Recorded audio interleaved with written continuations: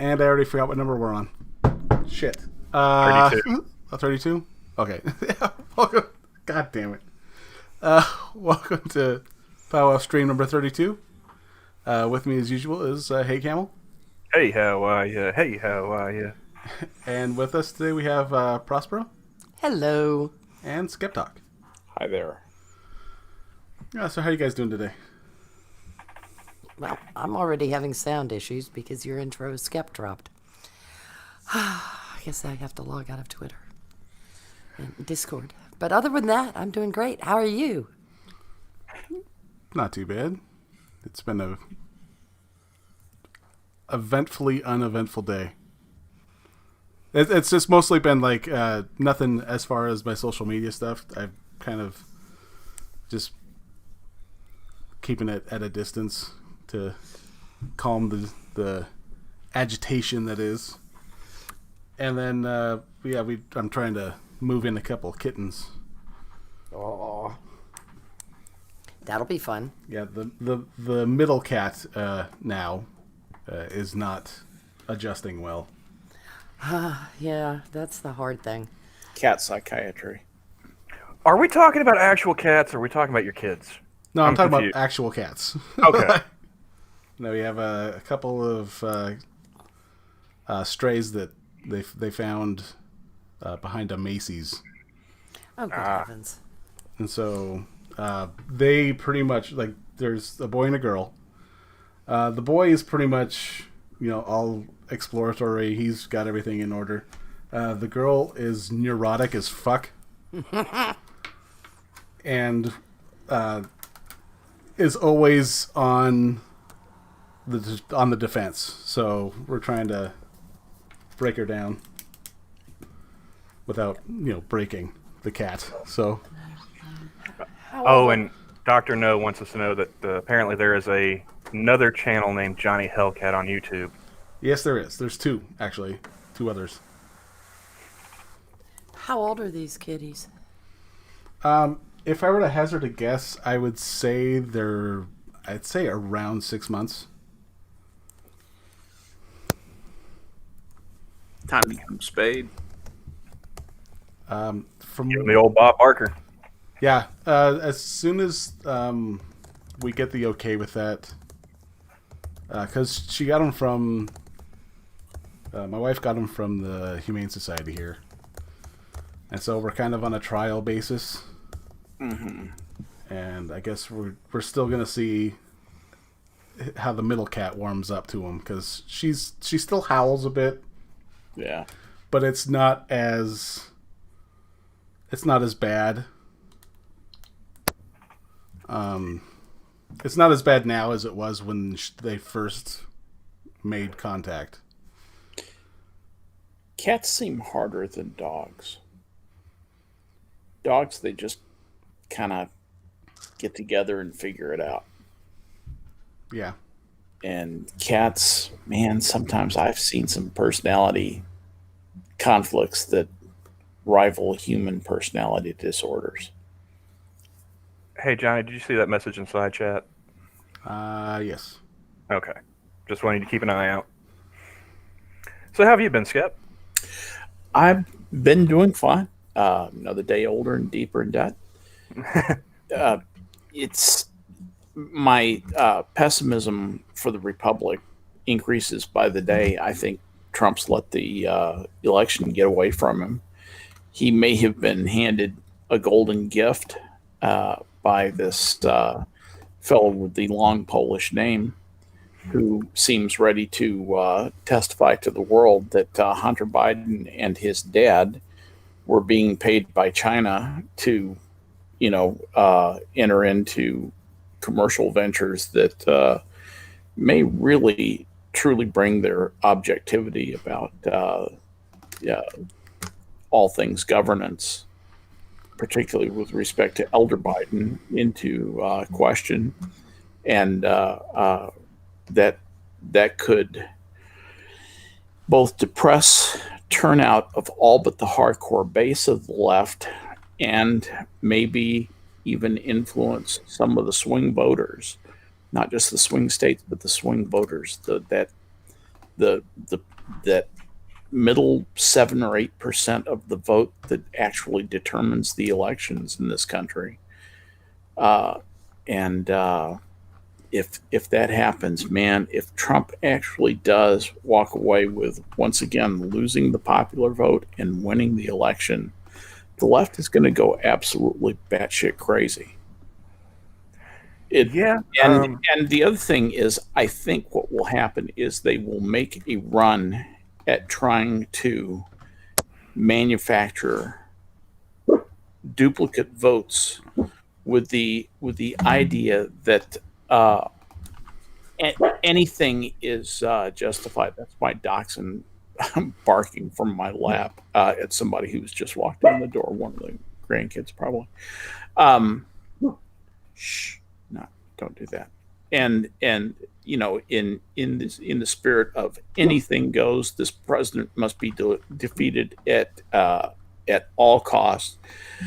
They will print ballots. They will duplicate ballots. Judges will knowingly abrogate or just completely disregard the law with respect to making judgments about what constitutes a valid electoral procedure, and they'll do everything to throw the election to pull the election away from Trump. There's so much Trump hatred and so much desire to virtue signal and curry favor with the left, which is almost like a strange kind of sickness in this country. It's strap in, folks. We're interested. We're in for an interesting, probably one of the most interesting 4-week periods in our lives. I don't think we'll know the victor until about 2 weeks after the election, and even then, it's liable to be tied up in the courts. I'd be very interested to hear what Prospero thinks about this. That it's going to be tied up in the courts? Yeah. Probably. Does you think it'll be that close? I think there are going to be a couple battleground state lawsuits. I think that's what's going to happen. I don't know, because we know we don't have reliable polling because it's all over the place. And then there have been these bizarre shifts that are you just simply can't account for. You don't get a 1 week shift in Pennsylvania like was revealed in some of the polling. Yeah, I don't think the polls are telling us anything right now. They aren't. And they didn't in 2016, really. And so it could be that the apparatus for polling is hopelessly compromised by bias. It also could be that people are flat out lying to pollsters now. That's actually, I think you hit it. I think that's a big problem now, is the reluctant Trump voter and the virtue signaling Biden liar. Yes. Yeah. And there's a huge voting for Biden. No, you're not. There's a huge enthusiasm gap. That's obvious. Did you see the Harris rally, quote unquote? The one in Florida? Yes. With the dance? Oh, Jesus God, yeah. Oh, that was pathetic. And Obama's rally yesterday. Yes. With the pathetic little horn honks, honk, honk, honk, honk, honk, honk. It was like, clown parade. And he's yelling. And it's never a good thing when Obama's yelling. Because it comes out like a whine. It comes out like a shouted whine. And you know, Razorfist pointed this out. You know that thing they had in Phoenix, where nobody showed up really. It's very peculiar. It's like this is a disinformation campaign. It's not a presidential campaign. It's been purely a media disinformation campaign. I feel like I see what you're saying. I feel like I'm being gaslighted through the entire process, because I know that there is an enthusiasm gap. I see why you say gaslighted instead of gaslit. It is gaslighted. Mm-hmm. Yeah, it is. And it's peculiar as hell. now you have these perverse faux dust-ups with CBS. They got 45 minutes with Trump. Yeah. That's a segment. He revealed his tape to prove that he didn't storm out of there. I was just going to ask if this was the one that they're saying that he walked out. Yeah, he walked out in a rage. No, he was, now, maybe he was pissed off about the way Leslie Stahl was talking about gaslighting. Trying to gaslight the man himself. He's the president. He's busy. Also telling him that there's no credible evidence. There really isn't any evidence that anybody was spying on you. Christ, Leslie. I mean, I've said a few things on Twitter today, Johnny. I've done your work for you. You can stay off of social media because I'm back and mad. But the goddamn DNC has been pissing on our leg for 4 years and telling us it's raining. Only 4? And it's been a lot longer than that, but let's give them Just the latest rainstorm. And now that we are in monsoon season, quite literally with this Biden thing, they're telling us to go to low ground like sheep and drown. And all the while going, nothing to see here. Fucking Krassendorks came out today and said that Biden's laptop had been hacked. His accounts had been hacked. And I was like, Steve Scully just tried this, you morons. Oh, man. Carlos Danger tried it. Well, I thought it was funny when they came out, their big bombshell about, the campaign, the election. It's like, it's a Medium article. Anybody can write on Medium. I can go on Medium right now, and I can write that everything you just said was wrong, and it'll get posted. It's unbelievable. It's absolutely unbelievable. And now I understand a large number of people aren't paying attention. They're not on Twitter, bless them. They're lucky. And they're blissing away with their mainstream media news. But the people that are wedded to CNN and MSNBC were wedded to Hillary and that crowd anyway. To begin with, I mean, I don't think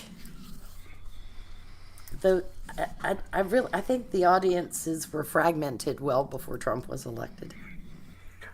Well, going into this third debate with Kristen Welker is the moderator tonight, right? Mm-hmm. The even-handed, unprejudiced Kristen Welker. Yeah. What I thought was interesting was did you guys see? Was it Mug Club this morning? I watched Steven Crowder. I can't remember if he posted this morning or if it was yesterday morning, getting ready for the debate. But he had some clips of Kristen Welker on a hot mic in 2016 after one of the debates. Was it 20? Yeah, no, 2012. I think that's what it was. I think it was when Biden and them were going up against Romney and Ryan. Mm-hmm.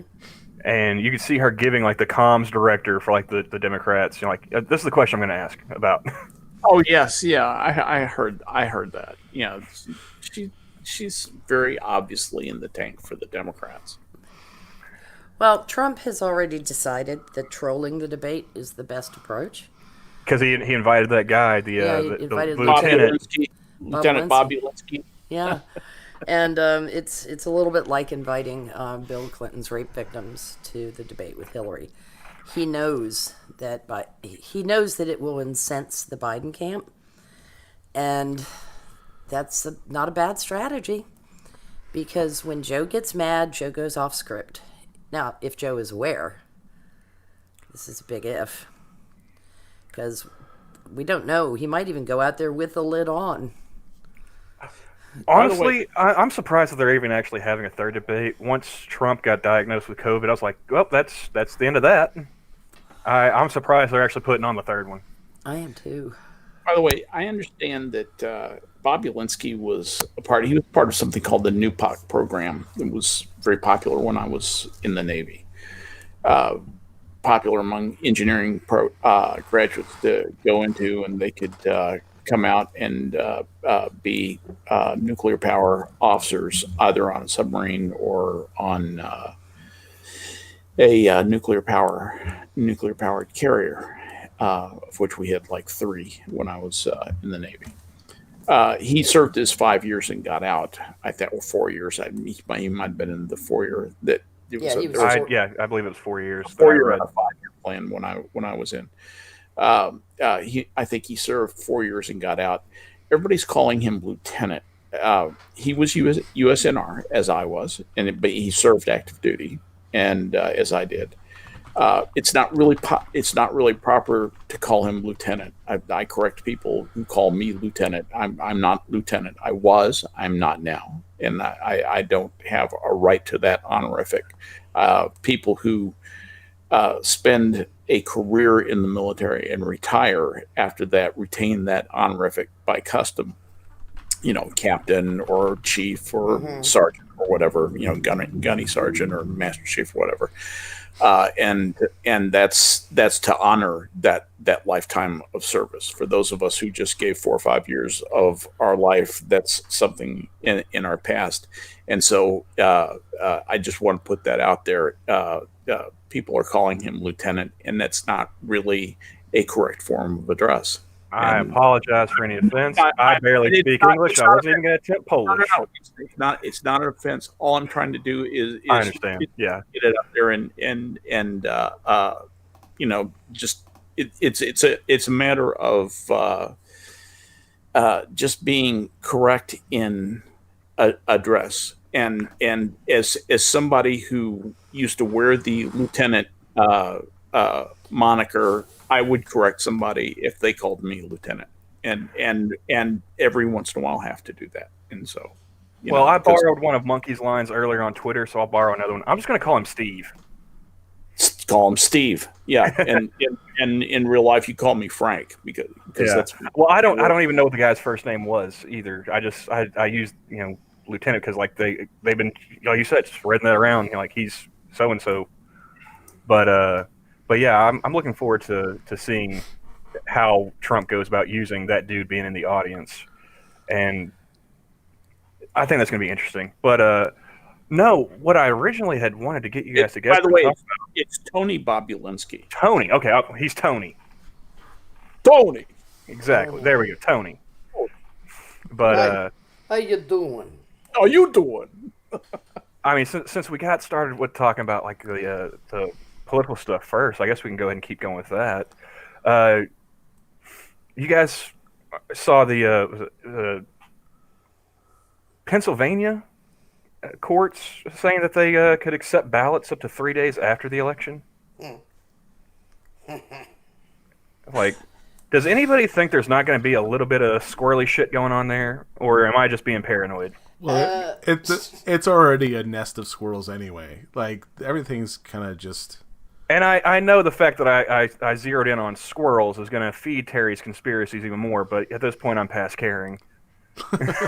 Yeah, it's well, that's why there are going to be lawsuits, and they will be justified if there is suspicion of fraud. Because here's my question in regards to that: is like, we're all expecting that this is going to go into the courts and be dealt with there. Like, it's going to be contested. It's not going to be election night. Here's the results like 2016. right. Because 2016, I was shocked. It's like what 2 a.m. here or something like that, and I was at work, and I look up at the screen on TV. They had I think they're playing MSNBC, or maybe it was CNN, something like that. But they're announcing, Donald Trump wins the presidency. I was like, holy shit, the motherfucker did it! Yeah, like, I couldn't believe it. it was around 2 your time because I stayed up to. I remember staying up till 3 until they officially announced it. Yeah. I'm not super deep into politics, and I have no expectation of this being announced on the night of. And I'm just trying to remember, like, how long did they contest Bush v. Gore in the courts? January. So it was like right up till almost inauguration. Mm-hmm. They sure did because of all those happy little dangling chats. That's still remains one of the damnedest things I've ever heard. Does anybody have any illusions that this is going to get wrapped up faster than January if it goes to the courts? Well, it depends on who's in the lead. Yeah. Yeah, if Biden is in the lead, they're going to say, "Well, that wraps it up." And CNN, MSNBC, "Well, it's a great election. That wraps it up, and we're ready for the inauguration." And if Trump comes out ahead, they're going to say, "Whoa, wait a minute." Yep. They had to have cheated. Yes, exactly. Well, I mean, wasn't Michigan decided by like 10,000 some odd votes? I mean, if you're having a whole bunch of people mailing in ballots, how easy is it going to be to, add a few here, remove a few there? I imagine there's going to be multiple states where there's going to be contested results. Oh, yeah. I mean, this is anecdotal, but I heard from my hygienist today. She had applied for an absentee ballot in case, because sometimes her workday runs late. And she knows that if she's in line by 7, they have to let her in, but she thought, I better go ahead and get this. Well, she forgot to put her social on it, so she had gotten a letter back saying you forgot to get your social, and she said, so I'm getting ready to send them the information, and my mother calls. And my mother said, well, I just got my absentee ballot in the mail, and you want to know something interesting? I just got one for your father, too. Her father, who'd been dead for 2 years. I was just about to ask. Yeah. Well, no, like Yeah. I saw a story on CNN. Like they were making the story out to be like this woman. She was in her 90s. She's a Detroit resident, been politically active her entire adult life. From the the 50s on, and she was staying in Illinois with her son when COVID hit. So she'd been there pretty much the whole time, and had requested her ballot be sent to her absentee, and she's like, and it just never came. It never came, and so like she, they make the story out because her and her son drove like over 600 miles round trip to go back to her home district, so she could make her vote in person. And they're like, oh, look at the hardship. It's like, well, I mean, she managed to vote early. I mean, yeah, she had to drive a long way to do it, but she still managed to get her vote counted. My question is, like, is CNN going to follow up if that lady's ballot never showed up? Because they said the ballot had been sent out. Speaking of, guess whose ballot hasn't shown up yet? Yours? Mine. See, I plan on voting in person, so I never requested an absentee Yes, so do ballot. I've had a lot of people. A lot of people have gotten theirs in the mail. Like, I don't know if it was absentee or if they just sent them. Because there have been a few that just are like, okay, well, this is a thing. And I checked with, because I had just moved into the house I'm in now, about 7 or so months ago, just before quarantine. And yeah, my wife got hers.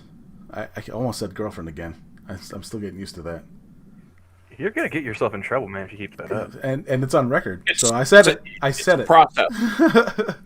I said it. It's on record. So yeah, I checked with because my work ID my night job. They have my address at my ex's house. As for every year we do the update, I'm like, this is my address, and they kept it the same. And then there was a time I was living with my mother because my stepdad was in really poor health, and despite us not getting along, I was like, all right, I'll help you guys out. Just, we are not going to be in the same room together. Because Nurse Ratched will be happening. And then I lived there for a while, and so my driver's license now through the DMV has that as my address. And then I moved into my own apartment for, I think it was just a little over a year. And I don't think I've gotten anything. Oh no, I filled my census out through there. and so they have that on file.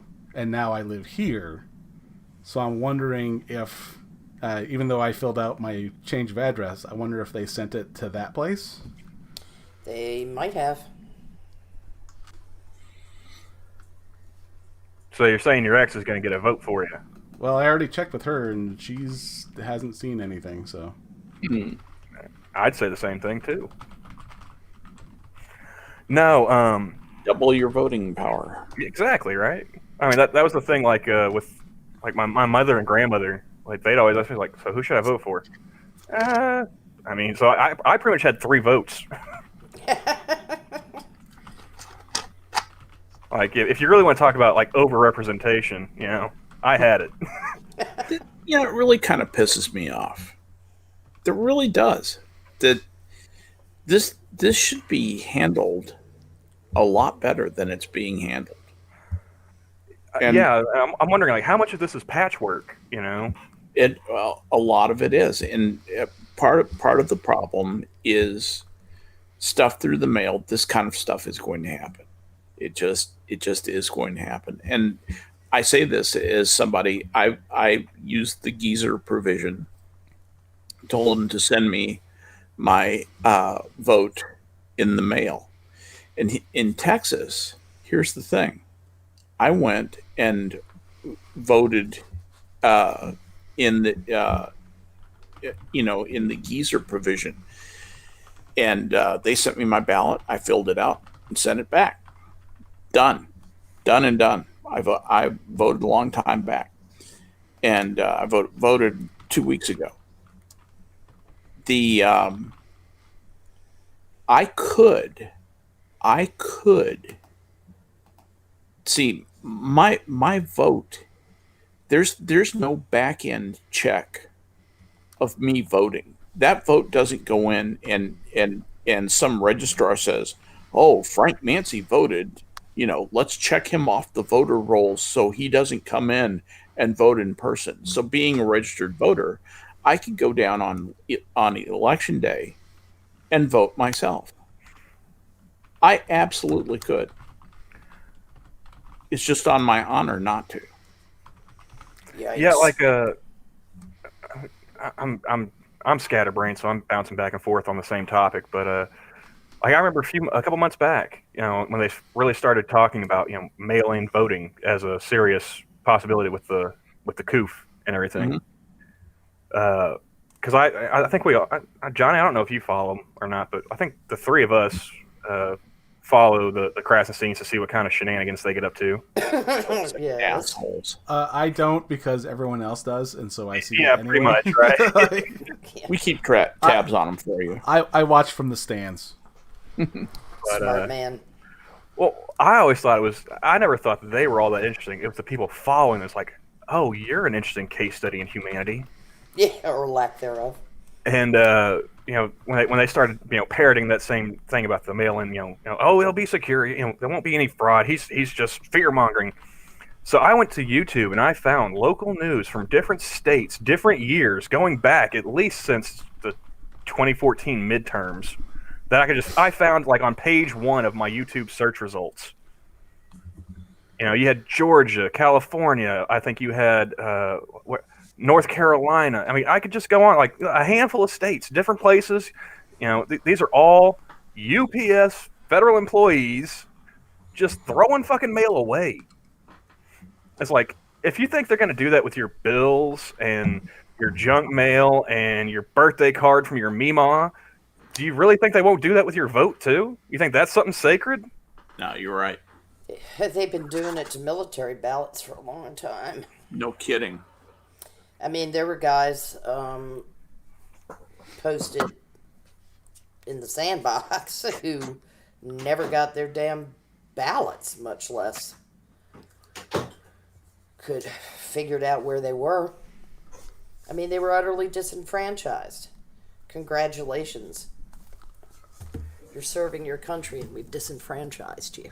And then after I made that nice little thread for their little lemmings to peruse at their leisure, I saw a deal where it was a guy running for sheriff in Florida, had his campaign mailers tossed out. Going back to Bush v. Gore, they found a whole bunch of it was military absentees, wasn't it, Skep? Military absentee In a ballot. ditch. Yes. They found them in a ditch, like the postal bag had been Literally thrown in a ditch. in the ditch. Yep. I remember that. Exactly. Yes. But That's we were exactly counting what I'm fucking Chads in Palm Beach County, but those ballots that were utterly despoiled, nobody Ditch. they didn't even take a look at those. Yeah. Well, I mean, this is a Hollywood representation, but I remember they made a HBO made-for-TV movie, pretty much, about the contested election and the results in Florida and everything. They had like Kevin Spacey and a whole bunch of other A-listers, and they made a point to highlight like, oh, you had these black people in Florida who were being thrown off the rolls because their name sounded similar to somebody's who was a felon. They were disenfranchised. You didn't hear jack squat about those absentee military ballots that Prospero just mentioned. Of course, I don't remember that being a news story. I mean, I'm sure maybe somebody might have covered it, but it didn't get nearly enough traction to go national back then. Oh, but then again, I was in like middle school, so I wasn't paying nearly as much attention. Fox covered it at So the Fox time. covered it. Yeah, But then again, that goes back to like, weren't they calling it Fox News, like FAUX back then? well, they actually started the faux news thing during the Obama administration, toward the tail end of it, because Looked like it was Fox had people like Catherine Herridge and reporting for them who knew that Benghazi stank on ice, and of course it's called Recount. That's right, Recount. Yeah. They took Fox into dislike because Fox took them in dislike. Funny how that works, isn't it? Yeah, well, there was ample reason when they were spying on James Rosen. Oh yes, let's talk about the only they talk about Trump running some kind of a nightmarish spying on civilians kind of administration. The only spying on civilian, the only suppression of the free press that ever happened was the active suppression of James Rosen by the Obama administration. That was the only active surveillance. That was wiretapping. They wiretapped James Rosen. Yes. They went to the FISA court with a false declaration, called him a flight risk from the country, and put a tap on his parents' phone. Now remind me again, who did James Rosen work for at the time? Fox News. It was Fox News. Yeah. Wasn't there other journalists that they had also? Cheryl Atkinson. Yes. And the AP guys that they were tracking their movements through the State Department, and then they started. Several people had their computers tampered with. Well, of course, James Rosen had written that subversive biography of John Ehrlichman. So, Yes. Yeah, how dare he? How dare he be a journalistic historian? Yeah. Prospero, how many people do you know who read that entire book? You were probably the sole individual. I read 2/3 of it. I made it 2/3 of the way through, and it's around here somewhere with a bookmark in it. I'm going to get back to it someday. I swear to you I am. I was exhausted. Even I can get enough of the Nixon administration. But it is, I'll tell you this, you walk away. I'm sorry to go down this rabbit hole, but it's just, when the subject of James Rosen comes up, he is one of the most underrated minds. Incredibly intelligent, excellent writer, just completely wasted by events and thrown into the ash heap of journalism undeservedly. He's really a great guy and a great writer. And of course, the first thing I look up when I look up James Rosen is him being accused of sexual harassment. Jesus. But of course, just, the projection out of these people is excruciating. It really is. I mean, stop. Yes. We've had enough. it's gotten to the point now that, I mean, I don't care who's harassing whom anymore. Harass away, people. I don't care. And girls, get a backbone. You're working in tough business if you're working in journalism. Learn how to look at a man and say, zip it up or I'll bite it off. You know, I mean, just. Boys are boys. But, boys go through puberty, and all of a sudden, there's this guy who occupies 1/3 of your mind, and he's shouting at you until you hit about 60 years old. And sometimes he doesn't even stop shouting that. And he's shouting, act like an asshole, act like an asshole, act like an asshole, act like an asshole, and sometimes you just give in to that. And, it's sorry. I feel a little personally attacked right now, but okay. Yeah, that's the way men work. That's just the way men are. That's what we are. It's the way we work. And that if you can't understand that about us and give us just a little bit of slack, but all of a sudden, no. Men have to be just like women. We have to be just as, reserved and cool and collected and calm and, held up to the standards. Right. And be duplicitous and all that stuff. And with not a single thought given to the poisonous shit that women do. And women can be women make the very best assassins because they're just so fucking evil. And tell me I'm wrong. Am I not right, Prospero? No, you're absolutely right. They're much more vicious than men. Yes, they display workplace sociopathy at a level that is just amazing. It's unparalleled. Well, as much as I like bash on the women's, this isn't a monkey stream, so I was wondering. Let me get back to work. I'm sorry. Since I got both of you guys here, message is brought to you by. Okay. Since we got both of you guys here, and tonight is debate night, I just wanted to briefly touch on the debate topics. They are fighting COVID-19, American families, race in America, climate change, national security, and leadership. Now, if I'm not mistaken, didn't they already do that first debate out for the most part? Like, isn't that just the... Yep. The third debate was supposed to be about, like, foreign policy.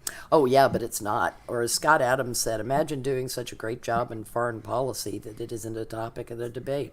Yeah, or imagine being their view of foreign policy is so similar. It's so similar right down the line that why have a debate on foreign policy? They feel the same way about all things foreign policy, so fuck it. They do, but they don't with Trump. The main. Oh, well, I'm being facetious. Oh, yeah. Ignoring foreign policy is just the dumbest thing ever. They should have a debate on nothing but foreign policy, but they won't because of Biden's problems with foreign policy. Biden's got a little problem with the Chinese. Yeah, there's a big problem with foreign policy with anything that the Obamas and the Bidens touched. And that's why it's not a topic. Ding, ding, ding, ding, ding, ding. Yeah, and Ukraine, cha-ching, Ukraine, cha-ching. Yes. And, oh, God, Libya and Iran. And, Trump undid the Iran deal. Oh, my God, we're all going to die. We didn't die, but Soleimani did. What a shame. Oops. After killing all those Americans, he passed away. Yeah, and we had people screaming about that, but some stupid rumor about the Russians paying bounty for U.S. soldiers, which CENTCOM said, holy horseshit, that's not true. Number one, we know there's always a bounty on us when we're in a place like Afghanistan. And if we had credible evidence that somebody in the Russian government were legit up to this, it would have been taken care of a long time ago. You have got to be shitting me right now. I'm trying to find the debate time, Eastern time, for Richo, because he asked in chat what time it's going to be tonight. And the first things I'm on DuckDuckGo. I'm not even on like Google or Yahoo or anything like that. Bing. I'm using DuckDuckGo. The first ones to pop up aren't given any time listings at all. It was third presidential debate, Eastern time, starting time. Should be 9 o'clock Eastern. I mean, I figured it would be like 8, 9 o'clock, somewhere around then. Okay, Becca says 9 o'clock. 9 Eastern. o'clock Eastern. Yeah. Yeah. But Holy shit! Somebody who didn't know, and I'm looking for it actively online. It's like, why won't you tell me? You know why I found it though? Because I had gone to the particular news site in Raleigh, Durham. A news channel. Oh, you went to the actual local channel? All I did was type in debate time, but their listing popped up in DuckDuckGo because I've been on Channel 11's site before. Gotcha. Probably when Governor Cooper was telling people they didn't have, telling them through the Capitol Police in Raleigh that they didn't have the right to assemble. You remember that? Nice they don't really. Yeah, I'm sorry. Your First Amendment doesn't apply here. Yeah. But I wanted to bring up the debate topics and stuff and how it was supposed to be foreign policy, because that kind of leads back to me thinking, like, how is this not biased against Trump? Well, that's to protect Biden. Well, I was going to say, I was like, I mean, you have plenty of stuff foreign policy related that you could be asking both Biden and Trump about. I mean, you could ask Biden for this, like, has he ever commented on the fact that Robert Gates said he's pretty much wrong on every foreign policy decision for the past 4 decades? Has he ever said anything about that? Yeah. And I mean, there is an honest debate to be had. If you had a compos mentis DNC candidate about fully withdrawing troops from Afghanistan, there is a valid foreign policy debate to be had about that. But that won't take place. And I mean, that's an important topic. But nobody's going to discuss it. We've completely forgotten the global war on terror because Orange Man bad. Well, I'm curious. Like, I'm the war in Afghanistan. Unless you know somebody who's actively serving and is going over there, or possibly going over there, how many people that don't have that connection are keeping track of it? It just floats into the back of the national consciousness, doesn't it? Well, yeah, because we're 18 years into it.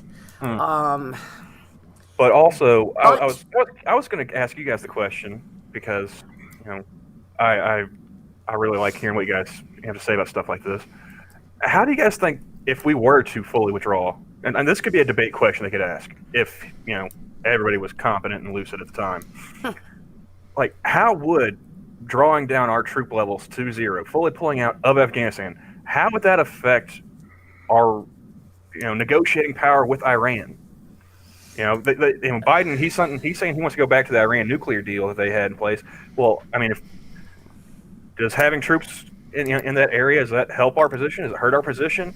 I mean, because if I'm not mistaken, that was kind of like the thinking during the Bush administration when they invaded Iraq. Is like, well, we don't need to really negotiate with Iran about their nuclear weapons program because we're squeezing them on both sides right now. Yeah, I don't think it has. But I don't think it has much to do with it. Yeah.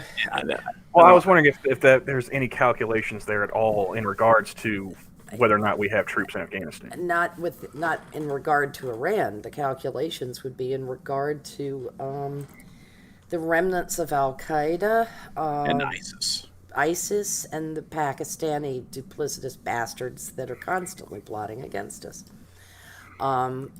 Iran's one matter, Sunni terrorists are another. Yeah, ISIL wants to reconstitute itself, and they'll use the Taliban if they can, or whatever local political group they can coalesce around, because West man bad. Anything not us is bad.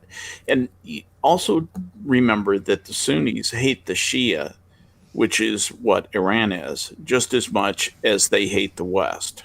Okay, they regard the Shia as apostates, and so they want to destroy Iran. Iran thinks the Sunni, the Iraqis, are a bunch of savages. They think of them as practicing a defective, primitive form of Islam that they have perfected, because they have what amounts to a rather minor theological difference in the way that they practice their Islam, but they make it into a huge political difference, and that manifests as the Sunni Shia uh, uh, differential in Islam, and so there's not Afghanistan is a Sunni country, is a Sunni country, as is Iraq. Iraq is only, what is it, 15% Shia, yeah. Shia, but a lot of the Shia in Iraq have a lot of the money, and that so that was always a sticking point. That It's like Arabic or Islam versus Persian Islam.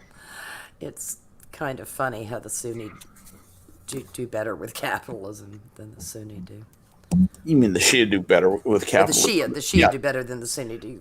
Well, I'm not going to say there's evidence that the Persians are smarter than Arabs, but There's evidence of an empire. Well, not. here's another thing I was wanting to say. Is like, as informative and educational as what you guys just said is, wouldn't it be equally as entertaining to hear Trump and Biden talking about foreign policy matters instead of rehashing race in America? It would come down to how deeply are you indebted to China? No, how deeply are you indebted to China? Well, how deeply are you indebted to China? No, how deeply are you indebted? That's exactly what it would come down to, because So there's the magical secret bank account that Trump had. You know, the Thank you secret. for bringing that up. I want to ask So, you about so, that. so you're saying that this is going to become the high school student body president High elections? school. It's going to be the eighth grade girls' bathroom. Yeah, exactly. Like the Your first son's dance a with all the boys spoopy on the head. side. You know, Yeah, all the boys on this side, all the girls on this side. It really is immature. And let's just talk about the little, and it was a small bank account that he had in China. You know what it was there for? It was there so he could pay his goddamn Chinese income tax.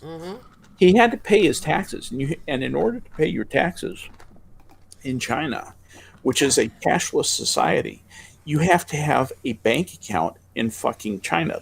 You have to have an account there that you can make the exchange to the government from. not in Hong Kong, in Not in China. China, in Yeah. the red China, and See, that's, I was why curious. he had that account. Anyway, that's all it was. Well, no, I was curious about that because when they blew the lid on the whole, he only paid $750 in income tax this year. He only owed $750 after all the other taxes he had paid. Yeah, after Yeah, the millions and millions of dollars that he dumped into the FITW portion of his income tax. Fuck off. Here's my question though: when they blew the lid on that, like, why didn't I hear anything about a Chinese bank account then? How come I'm only hearing about it after the whole thing with Hunter Biden and the Because laptop? they're idiots. Because they're fucking idiots. They don't understand how international business works. They don't understand that if Trump wanted to open a fucking hotel in Saigon, he would have to have a bank account in fucking China to do it. Yeah. Because there's no Bank of Vietnam that is going to be recognized globally. I'm not knocking the Vietnamese, mind you, but if he wants to do business in Southeast Asia, he needs to have a goddamn bank account in China. That is the truth of the matter. Yeah. If he wanted a big capital account, he would have had it, and he may have one in Hong Kong.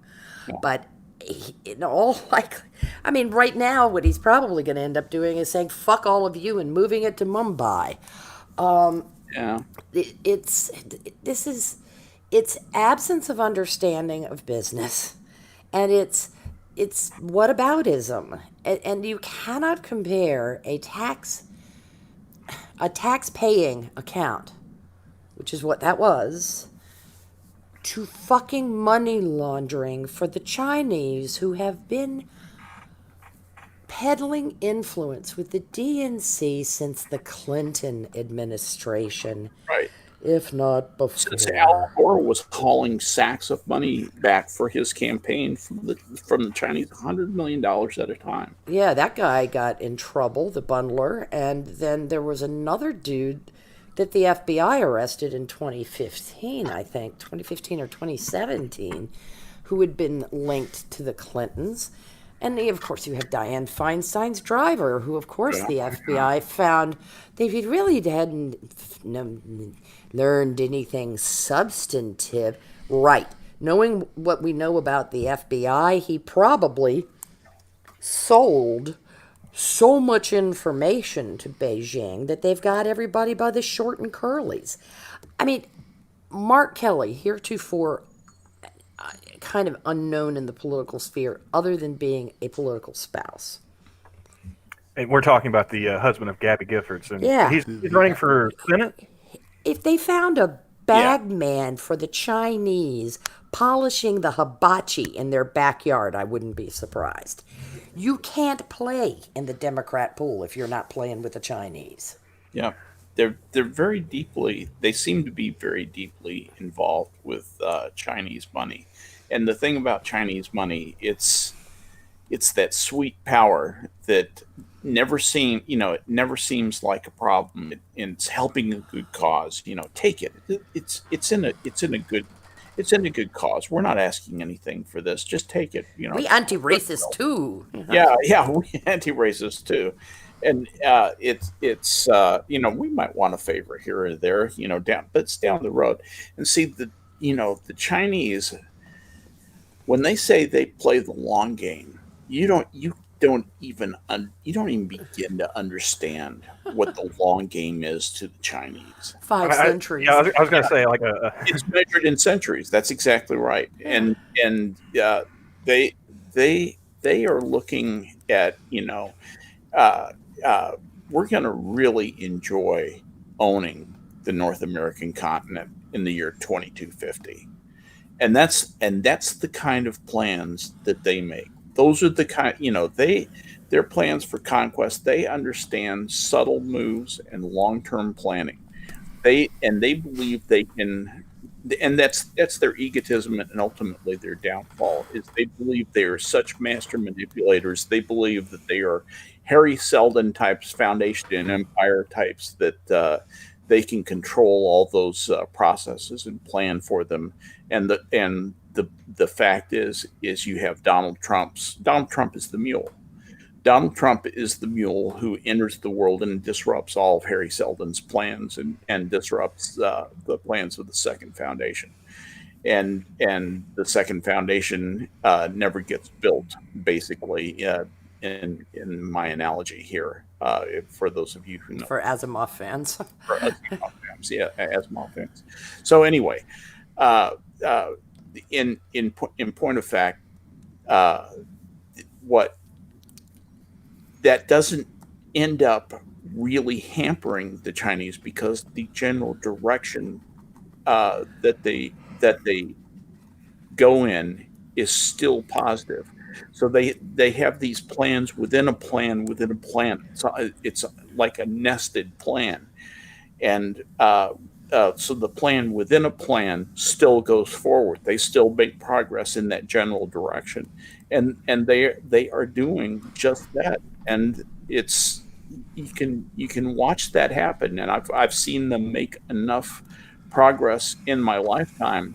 It's happening much faster than I ever thought it would. And if they continue at this rate, I really do believe that they could manipulate themselves into a place where they won't be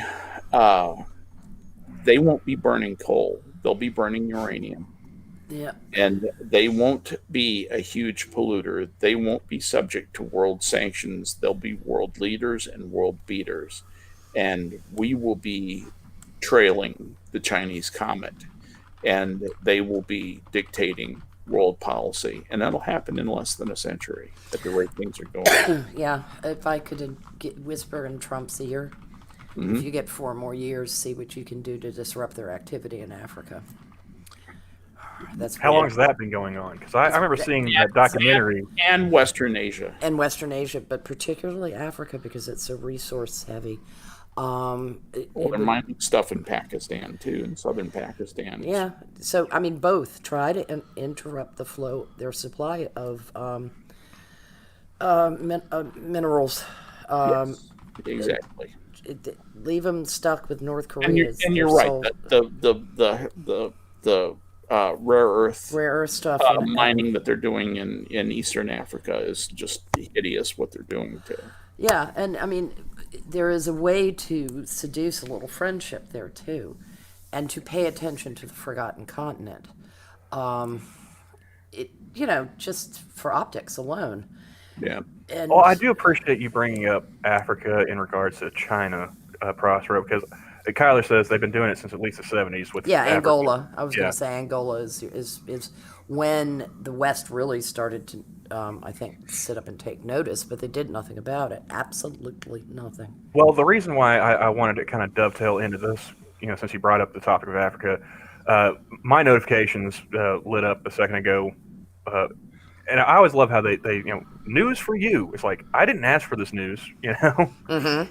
But yesterday it was Quibi. I don't know if you guys are aware of that little project. That popped up in my notification feed about, they after 6 months they've already shut down. I was like, yeah, I could have told you that 6 months ago. But no, this just popped up. Nigerian president addresses the nation as anti-police brutality demonstrations continue. Have you guys been paying attention to any of that SARS stuff in Nigeria? Because it pops up from time to time, but I'm not getting.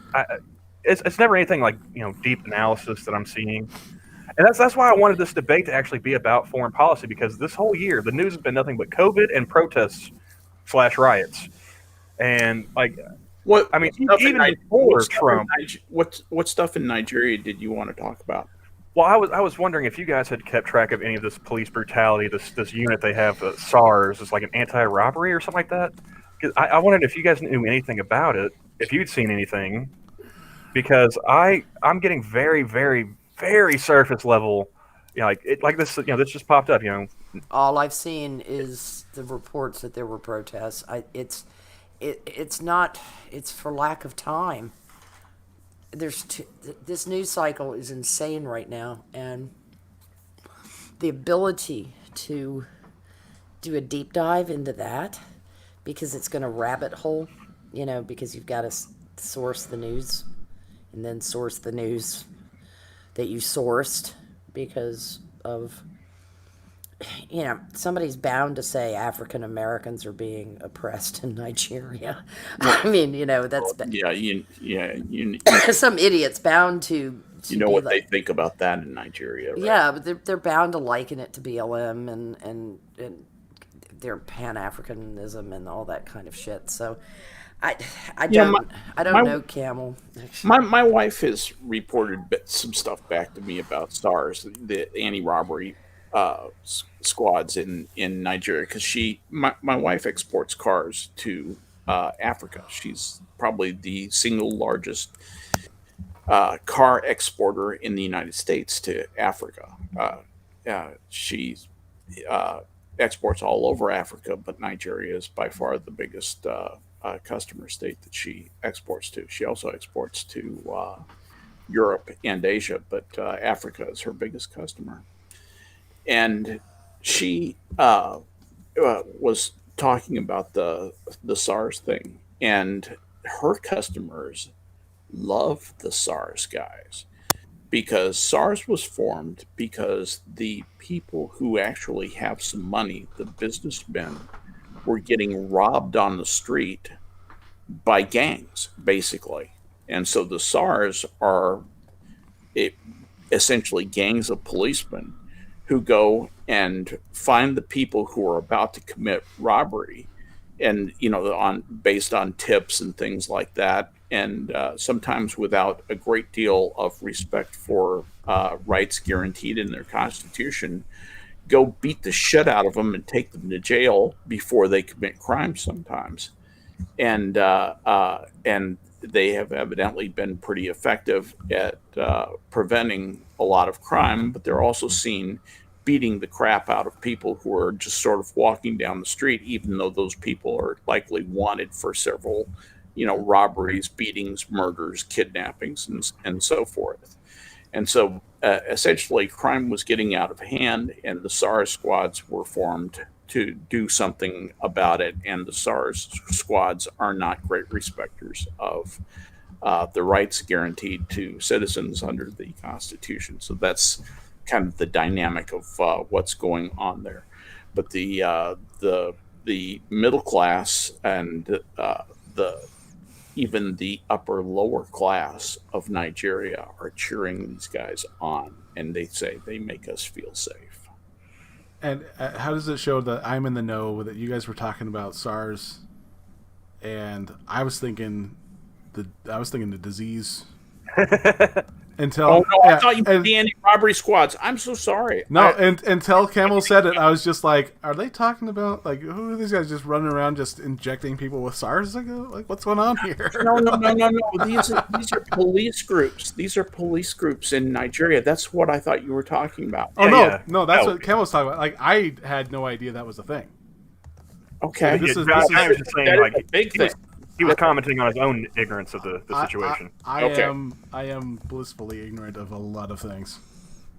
Well, I mean, like, for the most part, I am too. It's like I just noticed that it popped up in my notifications, and I remember seeing like one thing as I was scrolling like days ago. I was like, so I when I saw it in my notifications, like, okay, so maybe this has some staying power as a story. Maybe it can actually start getting some traction. Has anybody else heard of this? Like all I can do is report the stuff that Right. Brenda's people are And literally third-hand hearsay, and so yeah, and the only reason why I thought to bring it up was because Prospero was already talking about Chinese efforts in Africa. I was like, oh well, I could actually kind of maybe segue this for a second. Yeah, but I'm trying to stay on the theme of like some foreign policy stuff because, again, I want to see that debate, even if it would devolve into just shit flinging like they all do, in the Trump era. But I would like to hear what I think you might see is if Trump gets too far off, if he starts saying something like, Joe, I'd like to know if you're going to stop taking checks from China. When he gets to about that point, I think they're going to mute his mic.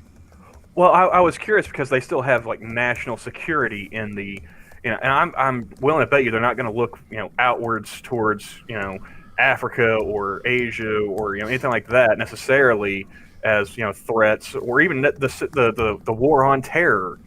It's going to be China and Russia. Yeah, it's going to be Iran because they hacked a Proud Boys domain. Well, it's going to be that kind of stuff. A dumb thing. That was a primitive thing that got a lot of eyeballs on Twitter, but other than that, that was just bullshit. Yeah, I mean, like, and I realize, like, the news, the news media, it's like they're not going to give me the whole story. They're not going to even give me half the story. Like there's stuff that I would be interested to hear about from around the world going on, like with India and China having guys beating each other to death on their border regions. Like that was I saw that on Twitter. I never saw it on ABC, CBS, NBC, let alone the cable networks. I'm not hearing anything about that from them. I'm not seeing them posting any articles of it on their online editions. Nope. It's like, that seems like that could be a big story because they're both nuclear fucking powers and they've got 1 billion people each. If anybody's willing to push the button, wouldn't it be one of those two? Not over a border dispute. Well, no, I was saying, like, if it escalated, far enough, like, I mean, that could be, something where at least down the line, third, fourth order effects. I don't know. I'm an idiot. I'm asking you guys. Well, both of those countries are mindful of the fact that they both have very large populations and have a lot to lose. So they might yell at each other. They might even mass forces on the border and shake spears at each other. Maybe lob a few shells. And I don't think it would ever go any farther than that because both of those countries have military folks who consequences would be, and they would never let that get out of hand. For one thing, it's too expensive, and neither one of those countries can afford that kind of thing.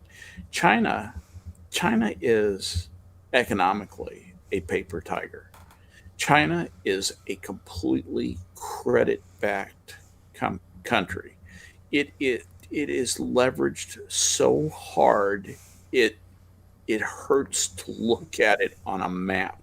It is absolutely leveraged to the max. That's why it has a lot of buildings that are empty right now, and those buildings are going to be abandoned and start to go bankrupt. And that's what China is afraid of, is that those happy events that happen in an economy. These are those amazing things that happen that cause the velocity of money that Prospero and I talk about a lot. The amazing wealth creation events that happen in an economy that cause wealth to happen.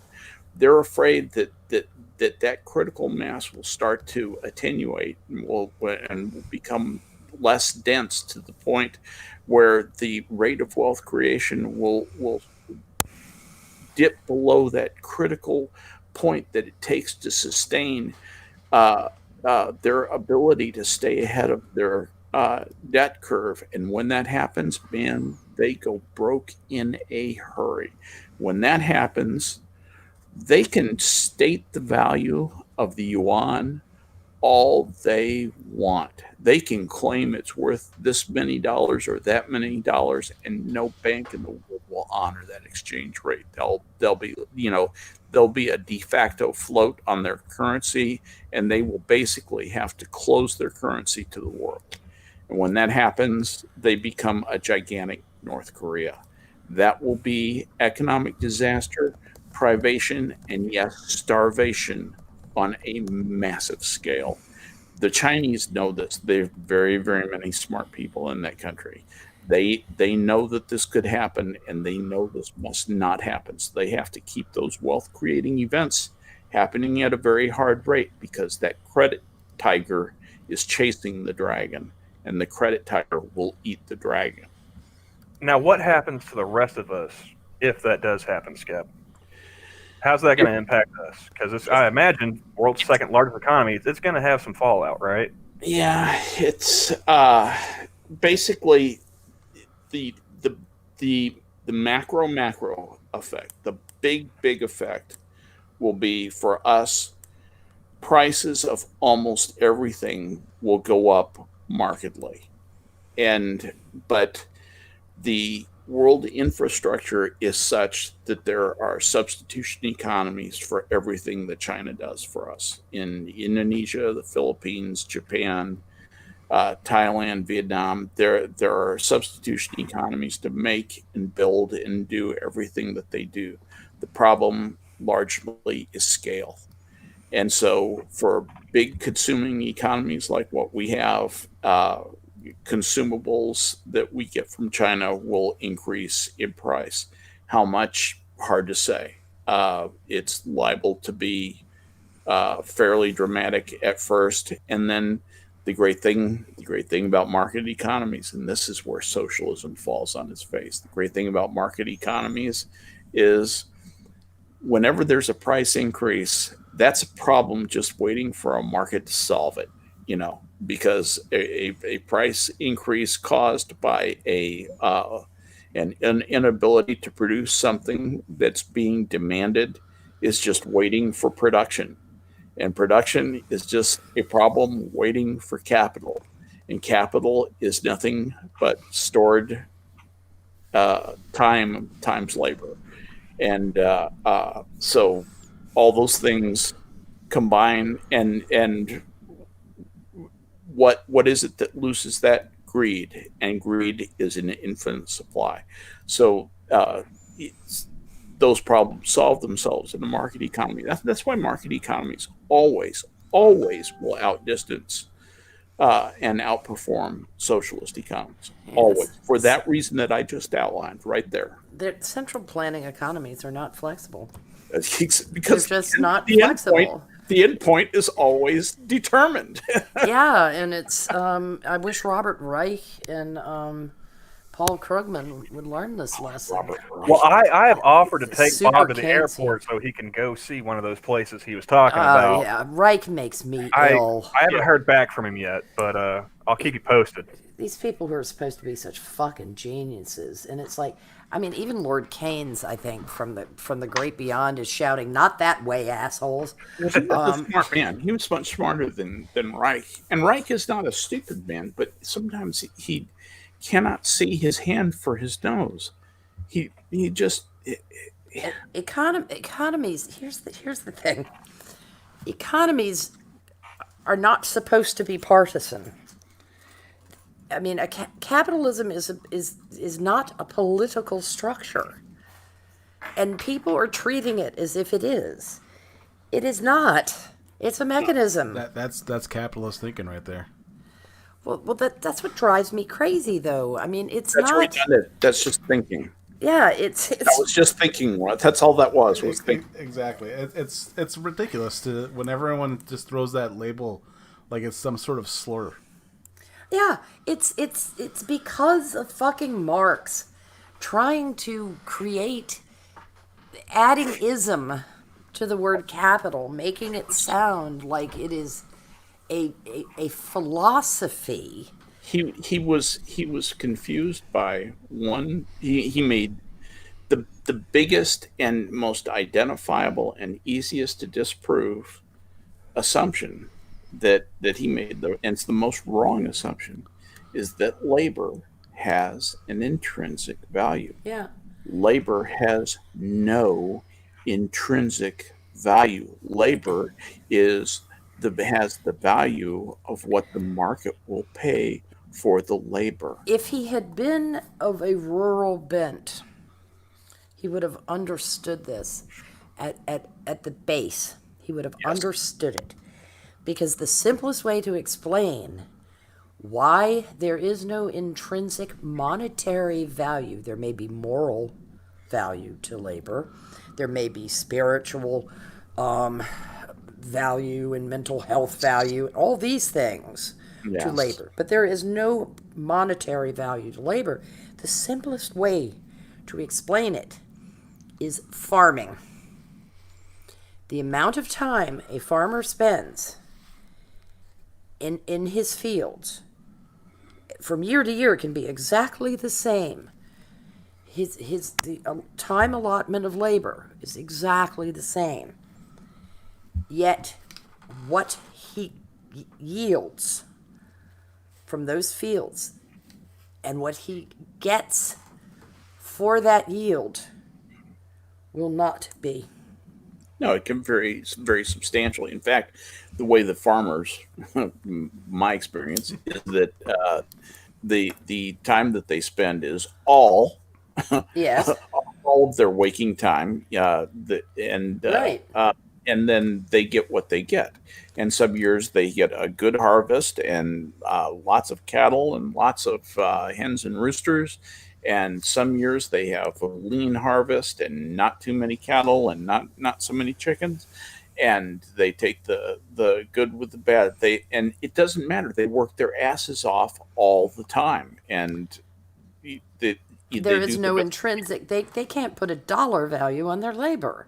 Exactly. And it's why certain groups of farmers lobbied for subsidies, because they did that to stabilize now the bankroll to some extent. Here's the $64 question. And you have to know a little bit about Marx's thinking. Why did Marx put an intrinsic value on labor? And I'll answer this question. The reason that he put an intrinsic value on labor is he had to justify his support for labor unions. Yes. Okay. And so what he was saying was that labor unions have to exist in order to recognize and realize this value of labor, because otherwise, just for existing, a person must be paid, and that is the fundamental error of Marxism. That's the fundamental error of socialism: is that just for existing, a person must be paid by the state. Yeah, I mean, honest to God, even if he had been in the crafts, he would have known differently. But because he was a maundering drunk, living off the benevolence of others, Yeah, gibbering to himself in a library in London. Yeah, he had no. This is this is so lovely. He had no practical experience of the world, and it shows. And Yes. the people who were seduced the most by his philosophy are people with no practical experience of the world, or the brutalized poor who will latch on to anything that looks like a lifeline. I get money. Sounds great. Right, they will because they're desperate. Right. And it is a tragedy because the cynical fucks who lure the desperate poor into this are simply using them as cannon fodder. Well, that reminds me of something I saw on Twitter earlier today. I'm pretty sure Johnny has no idea who this person is, but I get the feeling that both Prospero and Skep will. Ash Sakar. Yeah. Yeah. Sorry. She had a tweet earlier. I came across this tweet because of a certain Greenwood outlaw. But where was it now? I got to scroll a little bit because it was earlier in the morning. Oh, here it is. She's responding to somebody saying, "How do communists handle people who refuse to contribute to society?" And she says, "The capitalist class, why we expropriate them." Oh yeah. And I'm saying things like you're a TV personality, and aren't you with the Guardian or some shit? Like you're. So I just said it's like expropriate is just a bourgeois way of saying steal. And murder. Come here, Kulak. Have nice cart for you to climb in for little trip west. I mean, you're No, stealing their life as well. Not just their property. We're sorry. We are going east. But that was my only point on. I can neither confirm nor deny that, Terry. But that was my only point in regards to the Marxist philosophy and whatnot. It's like, I know plenty of desperate poor who would latch on to anything that gave them a shred of hope. Yes. But where I live, that's usually religion. They go to the church. I could just as easily see some folks, diverting towards that path if it was presented in such a way that they found palatable. But in a nation like Russia, they hear it from that privileged twat. Mm-hmm. It's like, yeah, you're the kind of person that I would expropriate your shit first.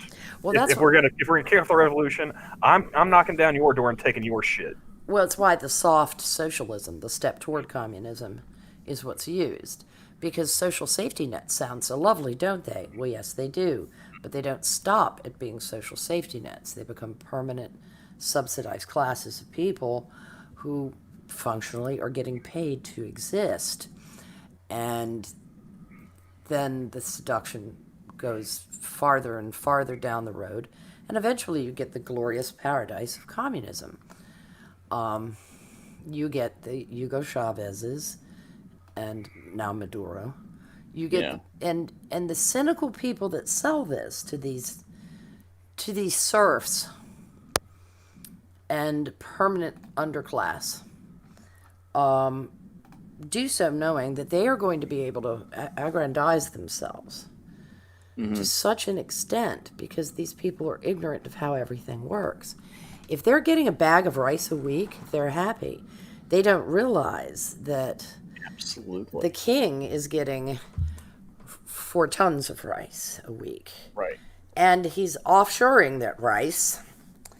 And when things get a little hot at home, because next year's rice crop fails, he flies out of town with his rice that he's now selling at a premium because the rice crop failed and they're stuck eating fucking flamingos. I'm using rice. I should have used oil in the case of Chavez. Well, Ash Sarkar, if you think about this, and I found She's this such kind a drip. I just found, you look at her bio on Twitter. It says contributing editor Novara Media at Literature Bore, anarcho-fabulous, Huh. Muslim, kebab aficionado, luxury communism now. And then she tweets out, the iron law of politeness is about enforcing a divide between those who get to make political decisions and those who are affected by them. To starve one child is a crime. To starve a million is politics. She tweets that out and doesn't feel any fucking irony. This person who talks about luxury communism now, has she never heard of the Holodomor? Oh, of course she has not taken it to heart. Why would she? She is a bourgeois. I mean, she's bougie as shit. She's bougie as shit. Yeah, it's just. I mean, she's a champagne socialist of the worst order, and She knows nothing of what it really a means. dilettante when it She knows comes to nothing of what it means to be a real communist. See, like I remember her little exchange with Piers Morgan because I saw that clip where he was like, your friend Obama, you're like, he's not my friend. I'm a communist. And like that's not a good. Oh, yes, but the British they really. I mean, the communists just don't draw a particularly good class of people in Great Britain. They draw the likes of her. Show me where they do draw a good class. Well, but I mean, they can't even pretend to intelligence.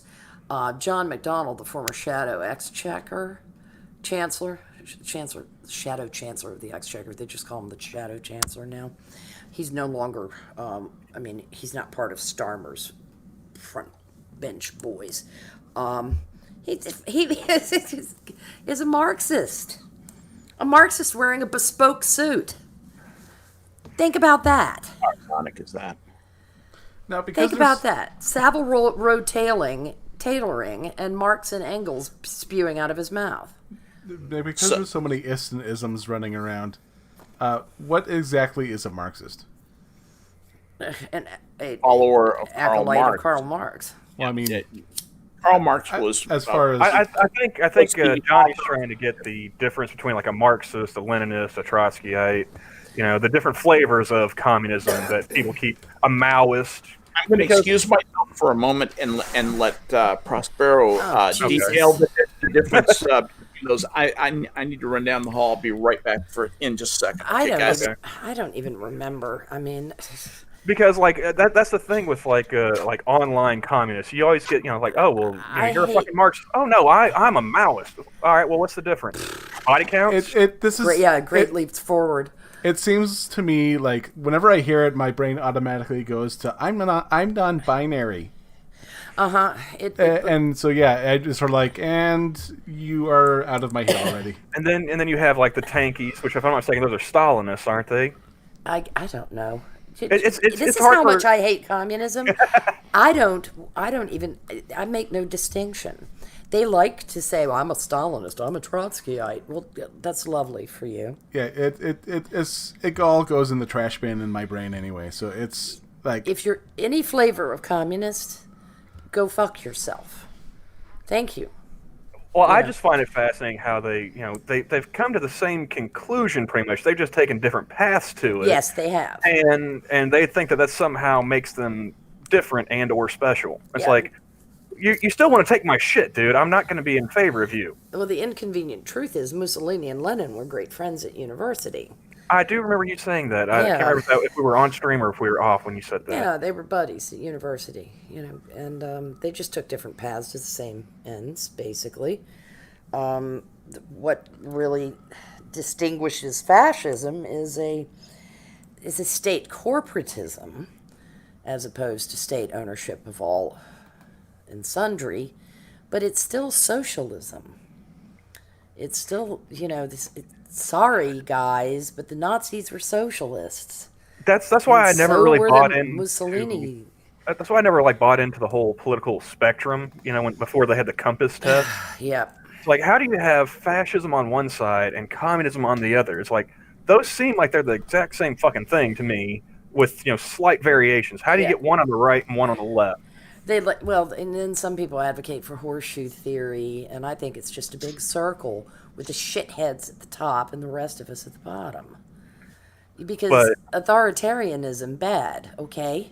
Bottom line, authoritarianism is bad. I don't care if it is nationalists squealing about Aryan supremacy, or whether it's a bunch of Soviets ramming people into gulags for looking at them funny. They suck. Except for Pinochet. Pinochet was a good guy. He retired. When have we seen a dictator retire? well, Which dictator are you talking about? Pinochet. Oh, Pinochet. He's one of my personal favorites. He has a relative low body count, and he retired. And his uniforms were awesome. He was fabulous. And I mean, he had to do, better than Gaddafi's. he had, yes, much better than Gaddafi. Gaddafi was so outre. He just really was out there, very glitz and glam. He would have fit right in with Andy Warhol in that crowd. That's why he was my favorite dictator. Yeah. He had style. Well, so did Pinochet. And I love the fact that he had like the all female like bodyguards. I was like, that man knows how to roll. Yeah, Gaddafi almost became. I mean, Gaddafi really did become a meme before his death. Which was. Well, I mean, if he didn't become one before, then he definitely assassination, became one excuse me. after. Yeah, before his assassination. For what purpose? I don't know. I guess the slave trade wasn't running well enough out of North Africa, so they needed. My question is like, what did the French and Italians promise Obama? Like, what did they offer him to get that ball rolling? Because didn't Libya, didn't that happen? Remind me, was that before or after he tried to do the whole red line with Syria? That was Jesus Christ. Wait. What's your theory of the crime there? My theory of the crime? Oh, I'm wondering, it's like, what did France and Italy? Because those were the ones pushing it, if I'm not mistaken, if I remember correctly. They're the ones that really wanted an intervention from the U.S. The no-fly zone. Right. What were they offering? What did they have that made Obama say, you know what? Yeah, let's go ahead and do that. Because I want to say that happened after Syria, didn't it? Where like everyone's like, no, fuck you, we're not going in there. Yeah, the red line was in August of 2012. It's almost concurrent. But look to the advisors. It's the neoliberal advisors that like to swing the military hammer, the military interventionists. You know, for being a bunch of liberals, they sure did like military intervention a lot. There's money in them there hills. Sure is. Like it's called gun running. That's one of the things like I never thought about going into like politics or anything like that because of it's like, you know, if you were to ask me about, you know, foreign interventions and whatnot, I'd be like, well, did they fuck with us first? No? All right, leave them alone. You know, Afghanistan, I would have went in there, just wrecked shit and left. Like, if you do it again, we'll come back and we won't be so nice about it next time. Whack-a-mole. We would have been there for 20 fucking years. Colonel We Ralph would have been there for Peters. 6 months. We would have leveled everything. We would have got the fuck out. Colonel Ralph Peters. That's why I'm not president, folks. Colonel Ralph Peters has advocated for our playing whack-a-mole for years. He said that that's probably the best thing to do with organizations like Al-Qaeda and ISIL and ISIS. A little cell of them gets together. You have to have people in place listening. That's the one catch here. Right. You have to have some intel. So Clean intel. And then they poke their heads up out of the hole and boom, you bunker bust them to Jesus. And then, 6 months later, somebody Boy, pokes won't they them. be surprised when they meet him. So Yeah. so you walk over, you kick over someone's sandcastle. You guys got this, and then you back Yeah. out. Yeah, basically, it is, and it's actually not the worst strategy in the world, with particularly with our drone program. It does require a bit more surgical precision than Mr. Obama used, because he used drones for everything. I feel like he did to drones what Truman did to the atom bomb. Well, I'm not sure that's. Well, no. It's not equivalent. Hold on, stop. Let me finish, because I knew that was going to get a reaction out of both of you. Let me finish. Okay, you can tell me I'm wrong when I'm done. But no, I feel like he really overplayed the use of drones to the point where at some point there's going to be somebody who gets close to, if not on par with us when it comes to drone capabilities. And we've set the stage for how power politics with drones is going to play out like Truman did when he was threatening to bomb anybody and everybody for a couple of years until the Soviets got their hands on it. Am I wrong in that assessment, or am I being overly simplistic? I'm that's just my thoughts on it. Well, When No, did Truman offer to bomb other countries? Oh God, when was Other countries did he offer to bomb, and when? Oh shit! You had to ask me that, of course. Yeah, my, No, my hunger for facts. I understand and I appreciate that. No, that was of course this is coming from the lefty side. You remember because you're not going to get like a person saying that with an actual historical deal. No, I was showing my girlfriend Oliver Stone's Untold History of the United States, just like, all right, now here's where this is kind of squirrely, sweetheart. Yeah, well, let me just. I think that was an episode. What was that episode? I want to say 2 or 3. That little I miniseries. dislike Truman, but I won't stand. Yeah, I'm not characterization. I'm not a huge fan of Truman. Well, also, the one that I would really point to would probably be the Destroyer of Worlds episode of Hardcore History, when they were going. He was talking about the history of the atom bomb leading up to the Cuban Missile Crisis. Okay. And how Truman had Oppenheimer in his office, and he asked him, like, so when do you think the Soviets will get the bomb? Like, oh, I don't know. It's hard to say. He's like, I know when. Never. You know, like he was, according to those sources that Dan Carlin used, like he was convinced that he was going to have hegemony over atomic power and force projection. Yeah. For at least the foreseeable future. Yeah, that was based on an account, by the way, from Oppenheimer, who had an axe to grind in that. So let's back away from that just for a minute and talk a little bit about. Okay. So that's why I brought up, because I wanted you guys' points on it. I'm willing to bet that I'm wrong on 90% of the shit that comes out of my mouth. It's not a function of being wrong, but just let's look at HST's take on using the atom bomb at all. He was deeply conflicted about using the bomb at all. Not deeply conflicted, but I mean he knew it was a very serious thing to do. He only used the bomb on Japan because the alternative, in his opinion, every serious assessment that he had, he was looking at losing between 500,000 to maybe 1 million men, and maybe 10 times that many civilian casualties on the Japanese side if he didn't do that. Okay, using the bomb from the way it was presented to him saved millions of lives and may have saved as many as 1 million United States lives. So that was the calculus that Harry Truman used the bomb. He used it reluctantly and with a real reverence for it. It wasn't like a cowboy kind of a thing where, do what I say or I'm going to bomb you back into the Stone Age. He did not think that way. The man was incapable of thinking that way. He was a deeply serious person and very, very much respected and revered human life. Would you say that's Yeah, like I said, I'm a reluctant defender of Truman. I'm not a big fan. He was not a good political thinker, and even worse economically. But as far as his thinking on his calculus with the bomb was spot on. Yeah, he used it correctly, and then restrained from using it correctly also. Yeah, I mean, I think that's Oppenheimer had issues after.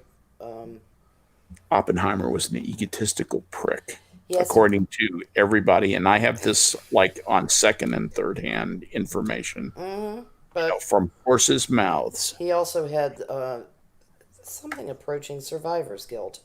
Yes, he did, and that informed a lot of his post-war politics and his opinions, and he was, I believe, extremely incorrect in those opinions. if they're driven by guilt. I'm sorry that you feel guilty. I He didn't want the facts to be true. He didn't want that calculus that Truman was faced with to be true.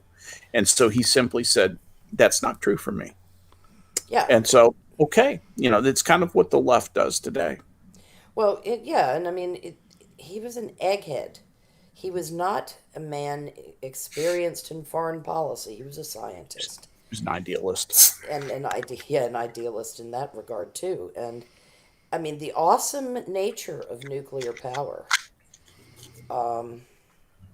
is it's impressive, and it can be very much a tool for good.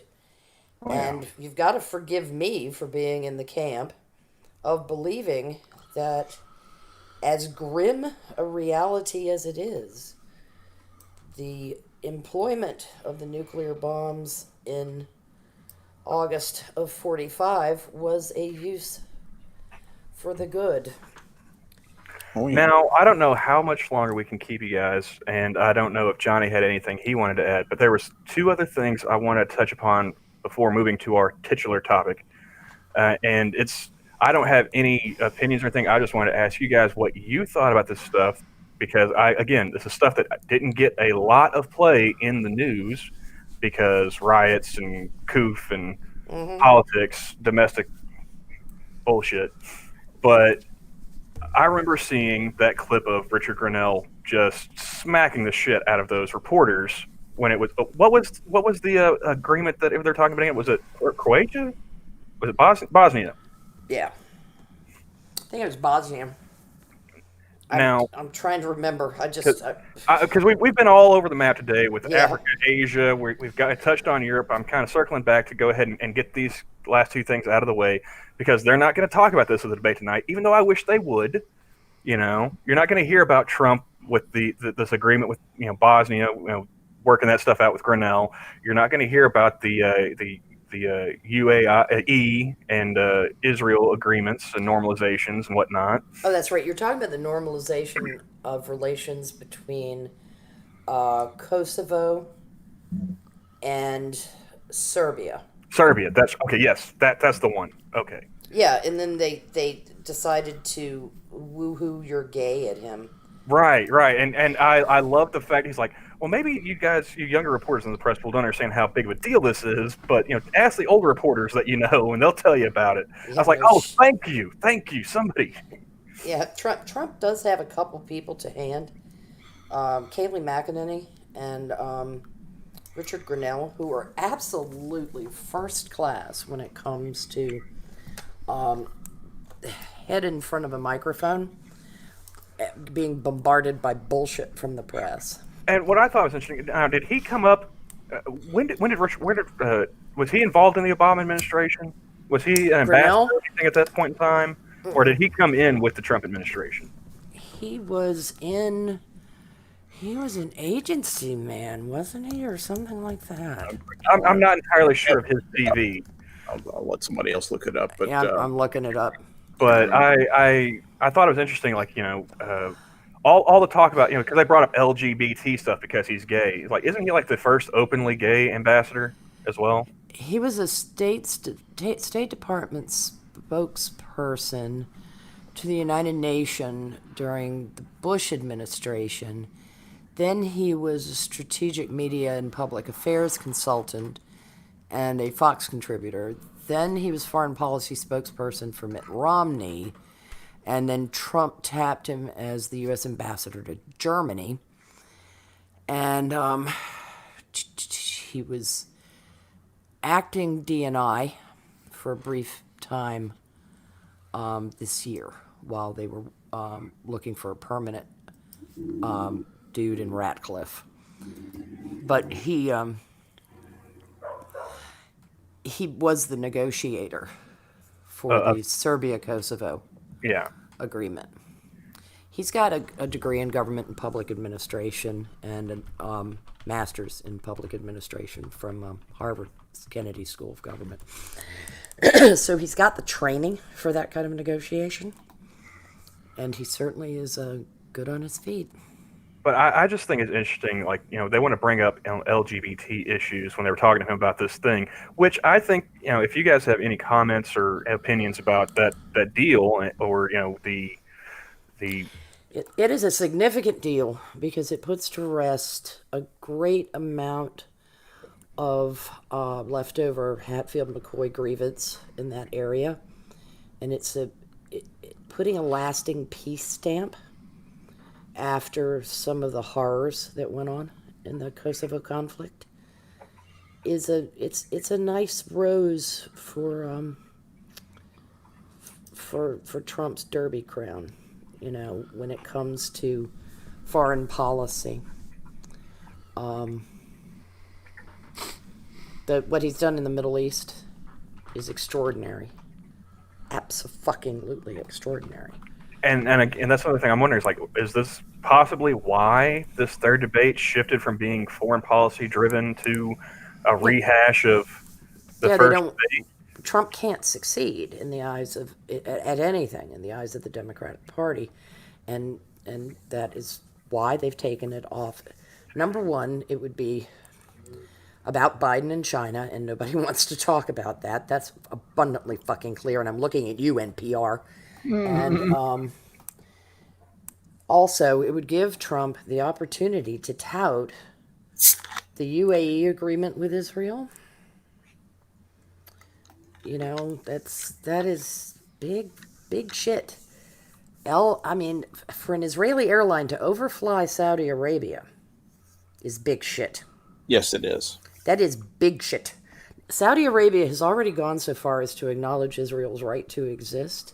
They are inches from being persuaded into just openly recognizing Israel. This is the land that has Mecca and Medina as cities in it, and they let Jews fly in a box over top of it. Yes. Well, like I know people. I would hope people, who aren't as online as, like, say, we are, would have heard about at least the Israeli deal. But I'm not entirely sure. Like, I know, like, my dad, he has like a surface level view of, not necessarily a surface level, but he'll pay attention to the news. He'll watch the nightly news and stuff, one of the networks. But he's been moving away from corporate media and stuff like that. He's getting more of his stuff from YouTube, which I think is hilarious now because he's in his 50s. I didn't think I'd ever see the day that he would be more online than off when it comes to media consumption, but that's the state of the media, I guess. Mm-hmm. But I'm willing to bet you if I asked him about, hey, did you hear about that in the news? Did you see any news about Serbia and the deal that happened there? He wouldn't be able to tell me about it. I guess it would depend on what he was watching. The Bahrain deal and the UAE deal made pretty big news because all the pro-Palestinian press lost their shit. And they're between a rock and a hard place because this is a huge deal for the UAE and for Bahrain. It's a huge deal for Israel. The Saudis didn't get upset. They let Jews in a box fly over their country. Wow. And ask a Saudi what they think of Palestine. Oh, well, they think they're shit. I Yes. can't say what they actually think of the Palestinians because you have to use the hard R for that. Sand what? Bedouin trash. Yeah. The Palestinians are shit out of luck. Yes. Trump. They have done this to themselves. Yeah, they've done it to themselves, and Trump just went hunting elsewhere. Yeah. And it turned up a good deal. And I tell you, Jared Kushner deserves a great deal of credit for this. Yes, he does. He is the architect of this. He is no dummy. And he'll never get any credit because he's God, no. Trump's son-in-law, but and he's really a Jew. There's the natural anti-Semitism. He'll get dinged for that, but I really think it's because he's Trump's son-in-law Oh, yeah. that's the major source of the antipathy toward him, and why he'll never get any credit. It was going to happen anyway. He was just standing there and it fell into his lap like the rest of his life. Now he's a smart son of a bitch. He did this largely on his own. And the UAE are rich as shit, okay? And so is Bahrain. Yes, they are. They're like just money rich as shit. blobs. And there's word that Oman may bite on an agreement. If they do, I expect the Saudis to go and say, what the hell, one side of the peninsula is already saying, yay, we might as well. Saudis aren't. It's not that there's any reluctance in Saudi Arabia. Saudi just doesn't want to piss off some of its allies. That's really all that's... Yeah, it doesn't want to heighten the tensions with Iran either, because they've got a problem with Yemen. But it's a great pincher maneuver. Mm-hmm. It's a great pincher maneuver that Kushner pulled off, and it's almost seems like a Mossad deal. Yeah. I mean, and if you thought Mossad worked this way, which I know they totally don't. I know they don't. Yeah, I mean, and it's I mean, just to watch the press's reaction to this, that the Republicans are a wholly owned subsidiary of Israel and the Jews, and out come the blood libels, and it was so predictable. All about the Benjamins. Oh, yeah, and it's always the Benjamins, and it's always the beak-nosed guy and the little beanie. Sometimes it's about the Netanyahus. Yeah, that Benjamin, and and sometimes it's about the one with the last name of Franklin. But the only thing Kuwait and Bahrain and UAE care about, they pay titular homage to Mecca. Hello, Mecca, they say once in a while. And they smile in the Saudis' direction, and they go cha-ching, cha-ching, cha-ching, because Israel is a capitalist country. It's very dynamic. Very socialist in some of its policies, but it is a big money-making country. And there's money in them thar hills for... It's very entrepreneurial. Yes. One of the most entrepreneurial countries in the world right now. SodaStream comes out of there. I mean, all kinds of products come out of Israel. And a lot of people don't know it, which is, I think keeping it on the QT is probably a good idea, given the natural anti-Semitism. Yep. And the tendency to boycott the BDS crowd is still out there. But the UAE just sees all those greenbacks moving through Israel. Yeah. And that's one thing I hate, is that if Biden is elected, BDS is going to be in its ascendancy, because that idiot Tlaib and AOC are going to be flogging, even if Omar does go to jail, the two of them who remain in Congress will be flogging BDS. That just makes me sick. Yeah, and AOC will join them. Yep. Because her Sephardic side will suddenly disappear.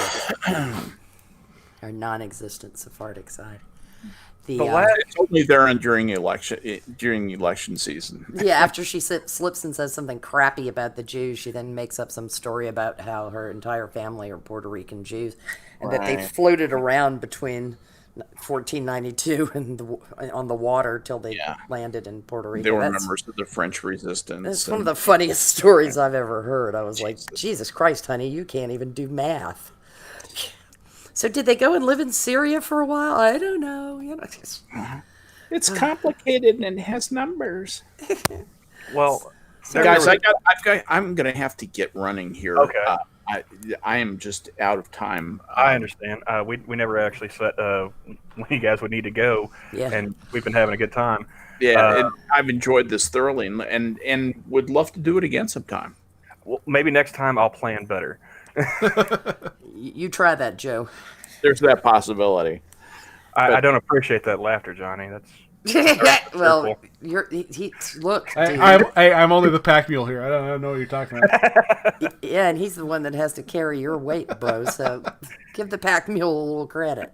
Anyway, at 5:30. Yes, we appreciate you coming in, Skep. It's always fun talking to you, man. Pleasure. My pleasure. Thank you guys for having me, Prospero, my bud. It's I will see you in a few hours. Yes, sir.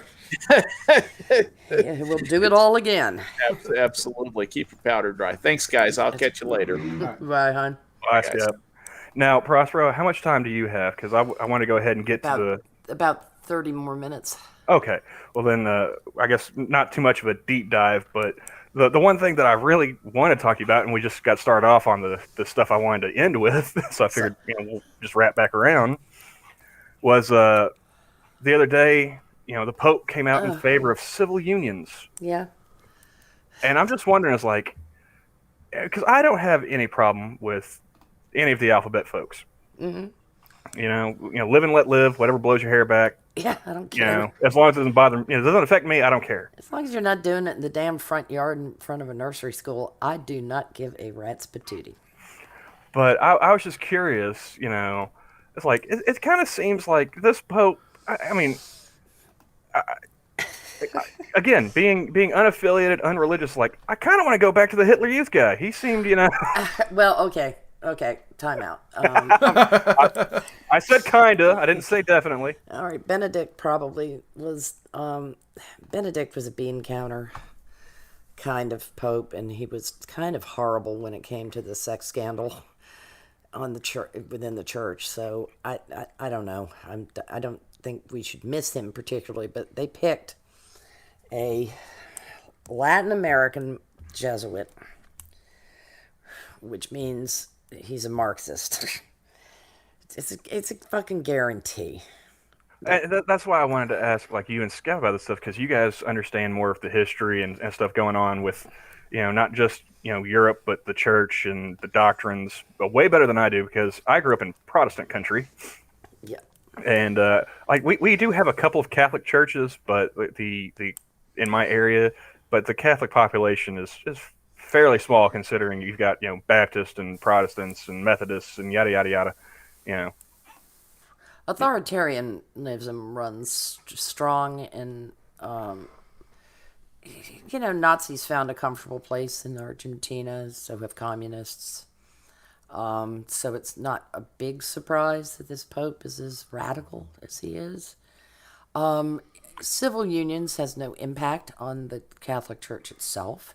It's not as if he has ordered the church to perform marriages. It's just more of his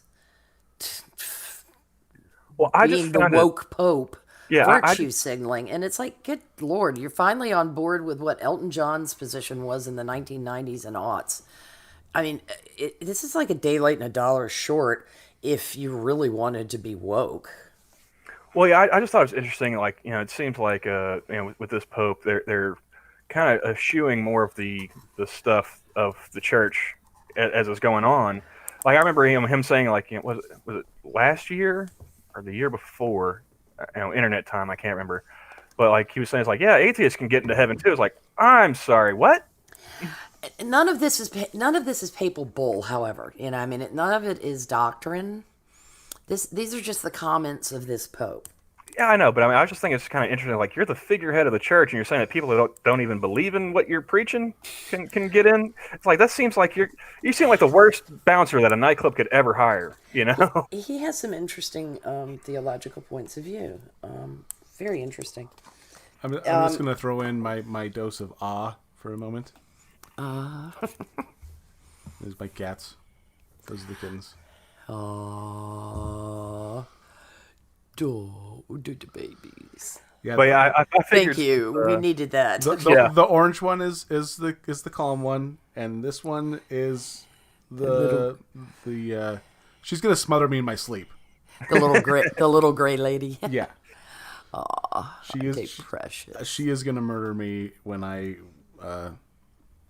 eventually. She's gonna strangle me with my own CPAP hose. Like, it's. We had yard cats because my mother wouldn't bring them into the house that came out of the woods. Poor little babies, 3 of them, and we found a home for one of them. But they looked a lot like those two: the orange tabby boy and the gray tabby girl.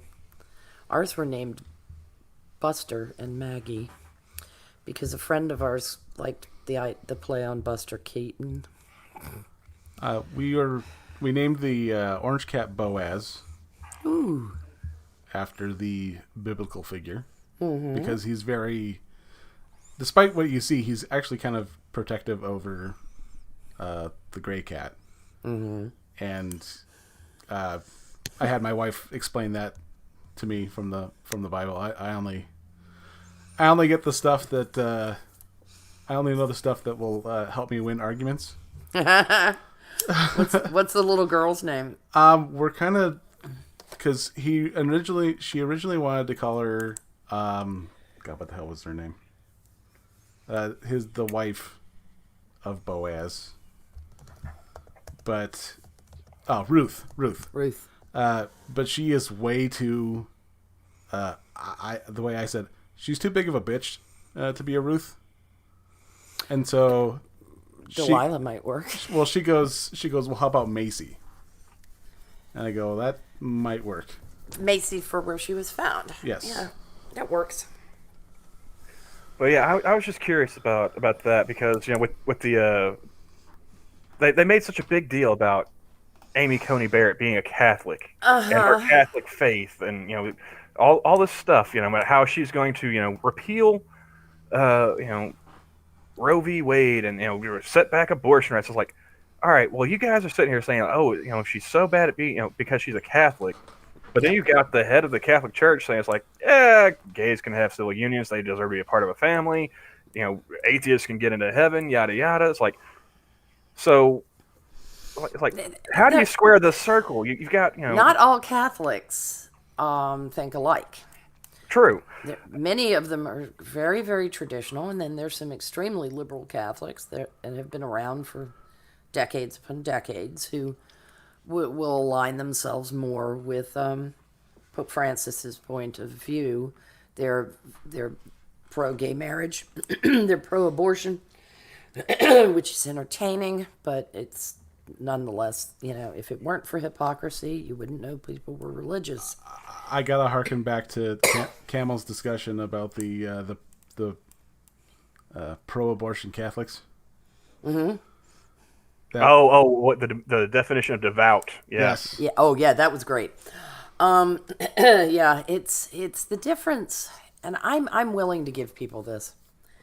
It's the plural life, pluralism, where there is a difference between your public life as a particularly a political figure, or on the court, something like that, as a jurist, or in the workplace, versus your private life.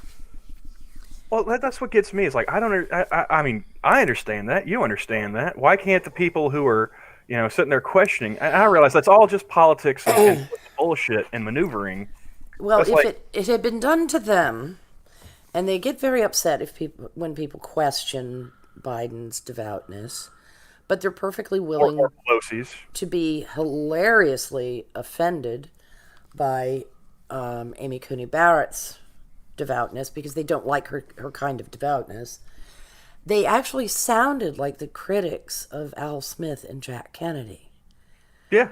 And it, that was what was done to Al Smith was very nasty. But 40 years later, a fair number of people scolded people who tried to do it with Jack Kennedy. They were grown up about it. They were not worried about the President of the United States making his curtsy in Rome and turning over the United States government to the authority of Rome. And then when Amy Coney Barrett gets nominated and joining fellow Catholics Kavanaugh and Alito and Thomas and Robert's See, I didn't even know. I mean, I didn't know Thomas was Catholic. Yes, Clarence Thomas is Catholic. But I knew that there was because they pointed out that there was with her nomination there's going to be more Catholics on the Sotomayor is Catholic. I don't know about Kagan. It's going to be like 7-2 Catholics to non-Catholic. And I don't remember them making this big of a deal out of any of those other people's faith. Of course they didn't. There was a little yap about it with Kavanaugh, a little bit. Yeah, there were other focuses on Kavanaugh. I was going to say, you can forgive me for that part of the...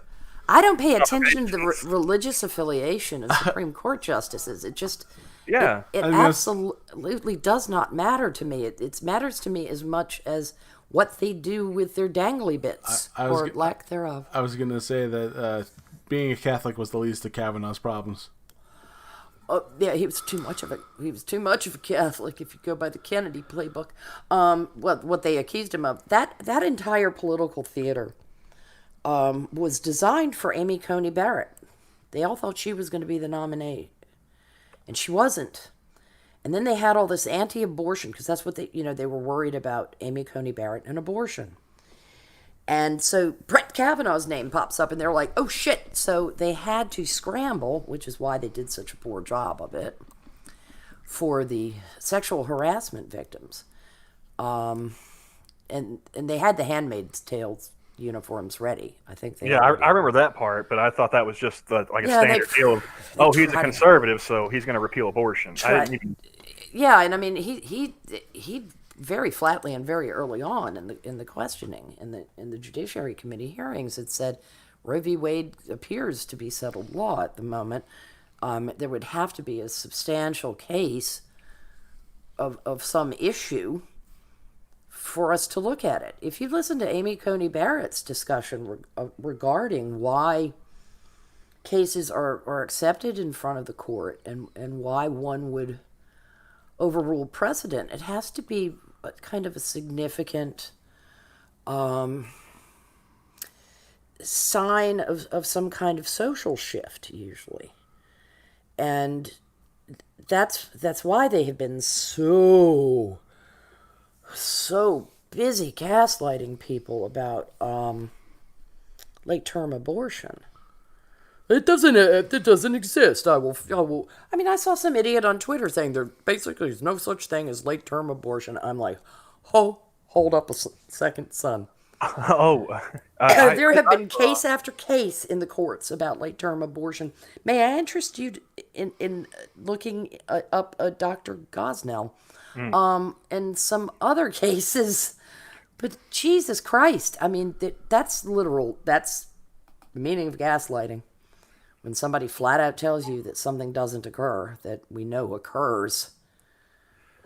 The fuck, man. I mean, and there has been a social shift on Roe, which is why it keeps coming up. There's been a fair bit of buyer's remorse when people look at the numbers. Yeah, because I remember, when I was a kid, that was one of the things that I do remember from like the Clinton years was safe, legal, and rare. Yeah. Mm-hmm. And then when you find out... And it seems like they've really dropped the ball on that last little bit there, doesn't it? Damn, it's almost been... I'm trying to remember how many years ago. I'd say it's probably 6 years ago. I looked up the CDC definition of rare in regard to, like, drug interactions. Because that's science, right? Mm-hmm. And I thought might as well use that as rare. And it is, even in the numbers, within a definition of rare. But it is not rare by any stretch. And when more than half of black babies in New York City in a single year are aborted rather than born alive, it's very telling. It's very telling as to who has latched on to Planned. I mean, look at where the Planned Parenthood clinics are in many cases. Oh yeah, like I mean, and here in Oklahoma, if you want to go to Planned Parenthood to get an abortion, you're going to Tulsa, Oklahoma City. Yeah, but where in those cities? Exactly. Yeah. It is primarily now in Richmond. It's not. It's a split decision between the two locations for Planned Parenthood. One is in a much poorer area of town. The other is in a more middling area of town. But they do make sure to make their presence loud and clear in certain communities. And oddly enough, it's as if Sanger's little dream came true, except Sanger was nominally against abortion. Intriguingly enough, she wanted to use birth control as the method. Planned Parenthood, worst named organization in the history of the United States. I swear to God. Well, I mean, Antifa's anti-fascist too, right? So, Well, yeah, but I mean, seriously, if your job is to prevent unwanted pregnancies, why are there so many abortions? You know what I mean? I've been playing around with my analytics on Twitter, just kind of as a game, to see like, oh well, I had X amount of impressions last month. Can I get a new high score this month? And I went and looked back, like last month, the tweet that got like the biggest impact was dealing with abortion, and it was just a simple question of like, do you not have any input as to whether or not that egg gets fertilized in the first place? Was the gist of what I asked. Yeah. And it's just like... It's like people don't understand how conception occurs. There was another one I saw yesterday. They were saying like, there's no contraceptive that's 100% effective. I was like, there is one that's 100%, but hoes don't want to have that conversation. Yeah. And it's remarkable what abstinence can do. Well, those are the type of people who say you don't need a man to have a baby, and it's like yeah, you kind of do. Well, I mean, if you don't need a man, you definitely don't need his money, right? Well, you can technically create girls but it's not going to work out well. I don't think you're going to see that many viable fetuses. Well, and that's like that Chappelle stand-up when he's like, my money, my choice. If you have the choice if you wanted to make the choice to abort the baby, I get to make the choice to abandon it. And Choices. then the joke was, my money, my choice. Yeah. It's so funny how my body, my choice works in certain instances, doesn't it? It's God. This has been a thorn in my side since Roe v. Wade. Well, that's what I'm curious. Is like, how long before the Pope? Again, it's not doctrinal, like you were saying. It's not going to be, putting down as part of the church's doctrine from henceforth. But how long, at this rate, how long before Frank decides? Oh yeah, abortion, no biggie. I think that might be a bridge too far. The one commonality among the Latino community does seem to be kind of a negative point of view on abortion. They're pretty traditionalist when it comes to that. Of course, among the bougie and wealthy, that's not the rules never apply the same. Oh, I mean, it just seemed like he's flipping everything else on its head. I wonder. He'll say that people who have abortions are not barred from heaven. Oh yeah, I mean, if atheists can get in, surely they can too. Well, of course, one would hope he would say something like that. And I'm gonna redemption is kind of a core concept of Christianity. Well, it's like and with what Terry's saying, my main issue with abortion is people who pretend it isn't taking a human life. Yes. It's exactly like Ranting Monkey says, I'm pro-choice, but just be honest about what you're doing. Absolutely. I think I've told you guys this story, and I'm sure everybody in the audience has heard it, but I think it's hilarious, so I'll repeat it. I made that comment on Facebook a number of years ago, that regardless of how you feel about the legality of abortion, you are ending unique DNA. Absolute unique DNA that make up an individual. Some woman responded to me with, the same two people could have sex and have a baby, I'm sorry, what? Because apparently siblings are now all identical twins in this woman's fabulous world of understanding of science. That was not very many months before I got off of Facebook. Because skipped that day in 5th grade biology. I actually sat in front of my computer making those noises you make when when you read something that you're like, and then I was like, honey, am I you want to hear something insane? That kind of deal. I screen capped it, that thing. And then all I could say was, "Oh, sugar, you don't science, do you?" It's that scene in Basketball when when Matt Stone's talking to that older guy, and he goes, Did you fart? He just has a stroke. He just strokes out right there. Like the fastest way to get me to stutter is to say something so unbelievably illiterate, either historically or scientifically or mathematically or something like that. And it's there. It's just in front of me in black and white. I was gonna say when it comes to a good enough joke or someone saying something so stupid, you have no poker face. No, I can't. It's just these weird sounds emit from me involuntarily. I could be if let's say I was at a funeral and I decided to check Twitter. There's a distinct possibility that all of a sudden, in the midst of some lovely eulogy, you'd hear me go, it's just, not that I would do such a thing. Well, but you could use it as a shield, just be like, oh, God. Yeah, I'm so sad. I'm sorry, I have to go in the parking lot and yell at it's complete sped. It's just unbelievable response, and it just.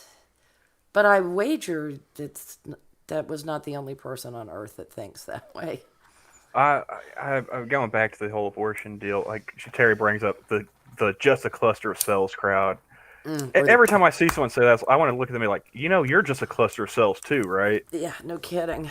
You're just a larger pile of shit. That's all. My favorite is, as far as the illiteracy of science, it's a parasite. No, that is not how parasites work. It is not a parasite. You fucking moron. I mean, you don't have to study science to use a dictionary. Boys and girls, this may be new news to you. You can look up the meaning of a word and then get back to us when you've let it sink in, you twit. Fuck, I mean, how much paste are these people eating?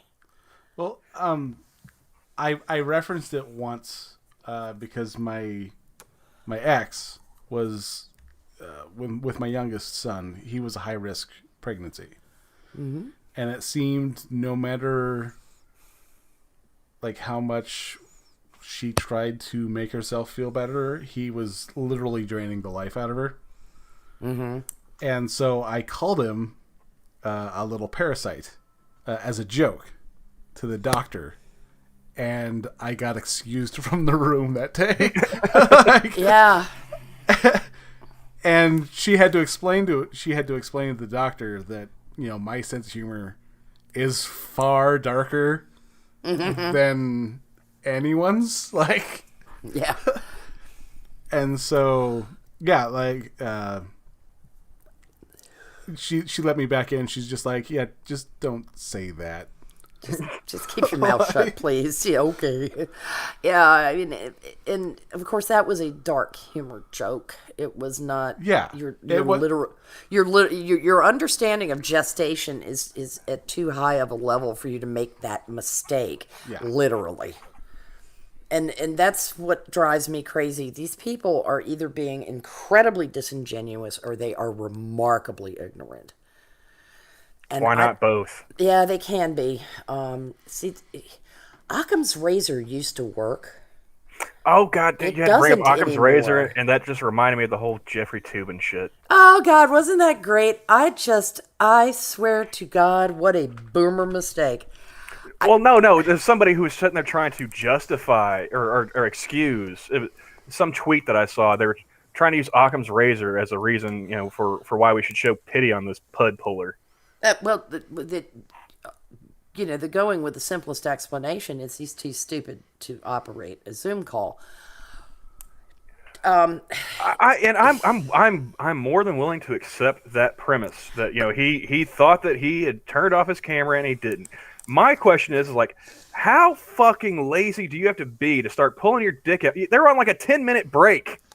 Uh-huh. It's not like they were done with the stuff and then he came back for another call. Like, no, like they went on like a smoke break. It wasn't even like going out to lunch.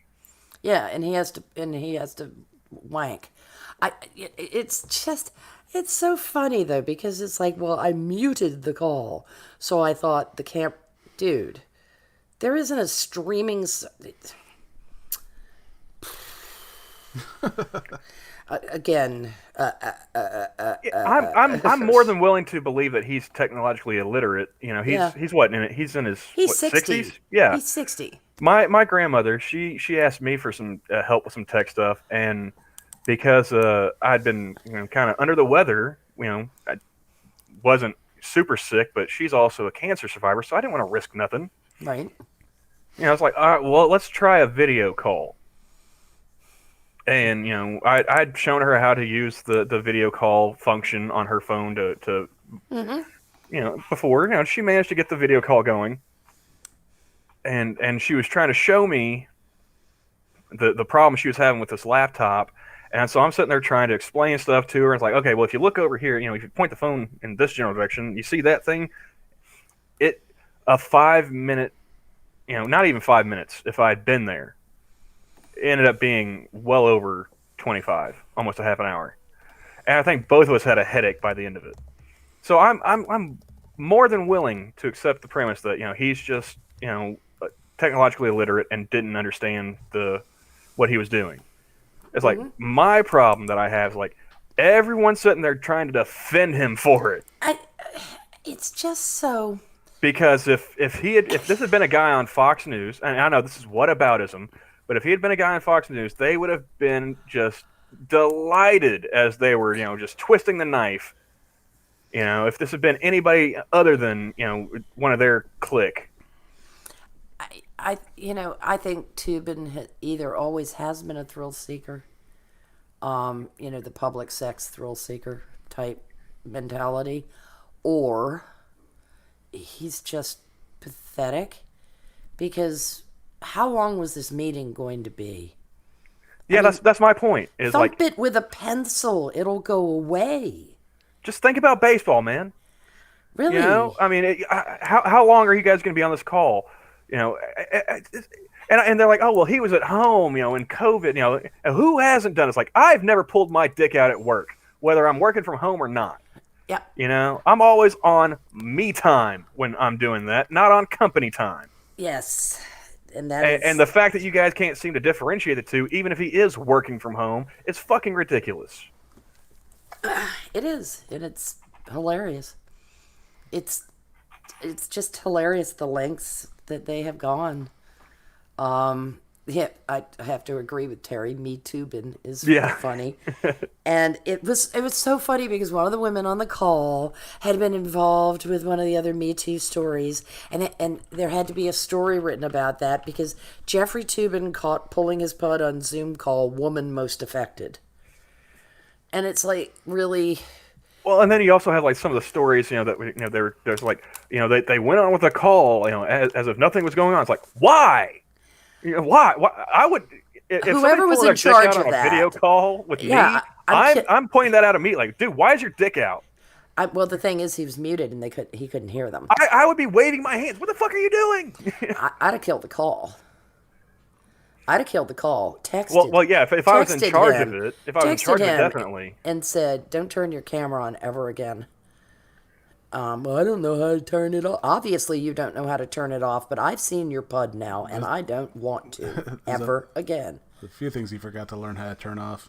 Yeah, no shit. I mean, it's just unbelievable. It's like, ew. Just ew. Ew, ew, and ew. And so immediately on the heels of this, and then the whole Biden thing, snorting a line off his underage niece, whatever, we have to have the whole Rudy Giuliani thing. And it's like, Sacha Baron Cohen, number one. Look, you were fine as Monsieur Thénardier and Les Mis, but otherwise, you're just not all that. Wait. Who snorted a line off his niece? Hunter Biden. I hadn't heard about storing a line of a niece. I would Oh, have you assumed. hadn't heard one of the underage girl picture with Hunter Biden? Oh no, I'd heard about pictures of underage girls Well, coming out after. one of the girls after, is a family oh God, relation. hadn't heard that. Yeah, I do not know whether this has been confirmed, so please excuse me for being a rumor monger, but yeah, more happy horseshit.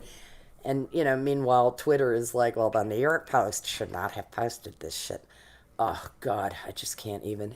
We're at 7, guys. Okay, yeah. I knew we were getting to a point, so didn't know a way to stick the landing necessarily, but I do appreciate you and Skep both coming in and hanging out with us, and definitely appreciate Johnny, coming in and actually doing the production part, because I've done it before, I just don't want to. Well, and I do appreciate him for that. Yeah, there's nothing like ending a stream off of with snorting a line of a little girl. Yeah, or pulling one's pud while at a Zoom meeting. My Lord, what a world we live in! I've been saying almost. Do I need to bring the cats day. back again? Yeah, I know. Really happy thoughts. Happy thoughts. I'll leave everyone with this. I've been saying pretty much every day this year to anybody that will listen that as the days go on in the year of our Lord 2020, I am more convinced of simulation theory day by day. And that God is just a computer program with a sick sense of humor, because this shit is getting ridiculous. Well, you have COVID in a year of peak TDS. It's amazing theater. The problem is it's deadly serious. Yeah. It's deadly serious. And I don't care who you vote for, just please don't vote for Joe Biden. Exactly. It's like President Kamala Harris chills my blood. The woman is a sociopath. And here's the great thing: like, the Democrats are doing, they're putting me in the position that the Republicans put me in 2008. It's like, I will not vote for Joe Biden, not just because of his record, but also because of his record. But my main motivating factor is I don't want that bitch being anywhere near the nuclear football. Same as Palin.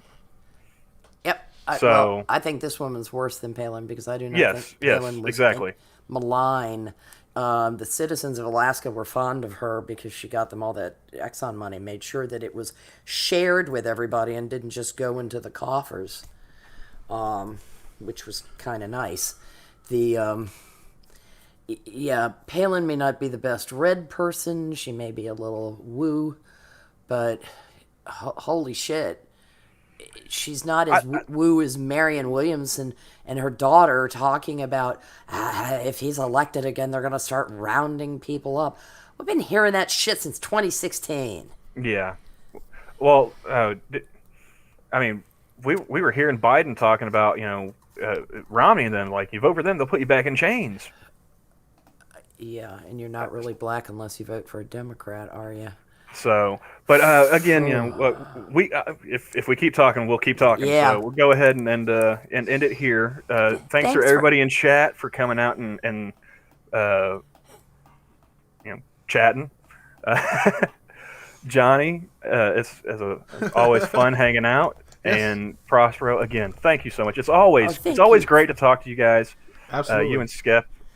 It's never a dull moment. I always come away with something new that I've learned, and I greatly appreciate that. Thank you so much. Well, thank you for having me. I had a great time, and it would be fun to do this again with maybe I will a little more next scheduling, please. I'll work on that. I promise. Thank you. All right. Take care, everybody. You guys have a good day. Bye, everybody. Bye.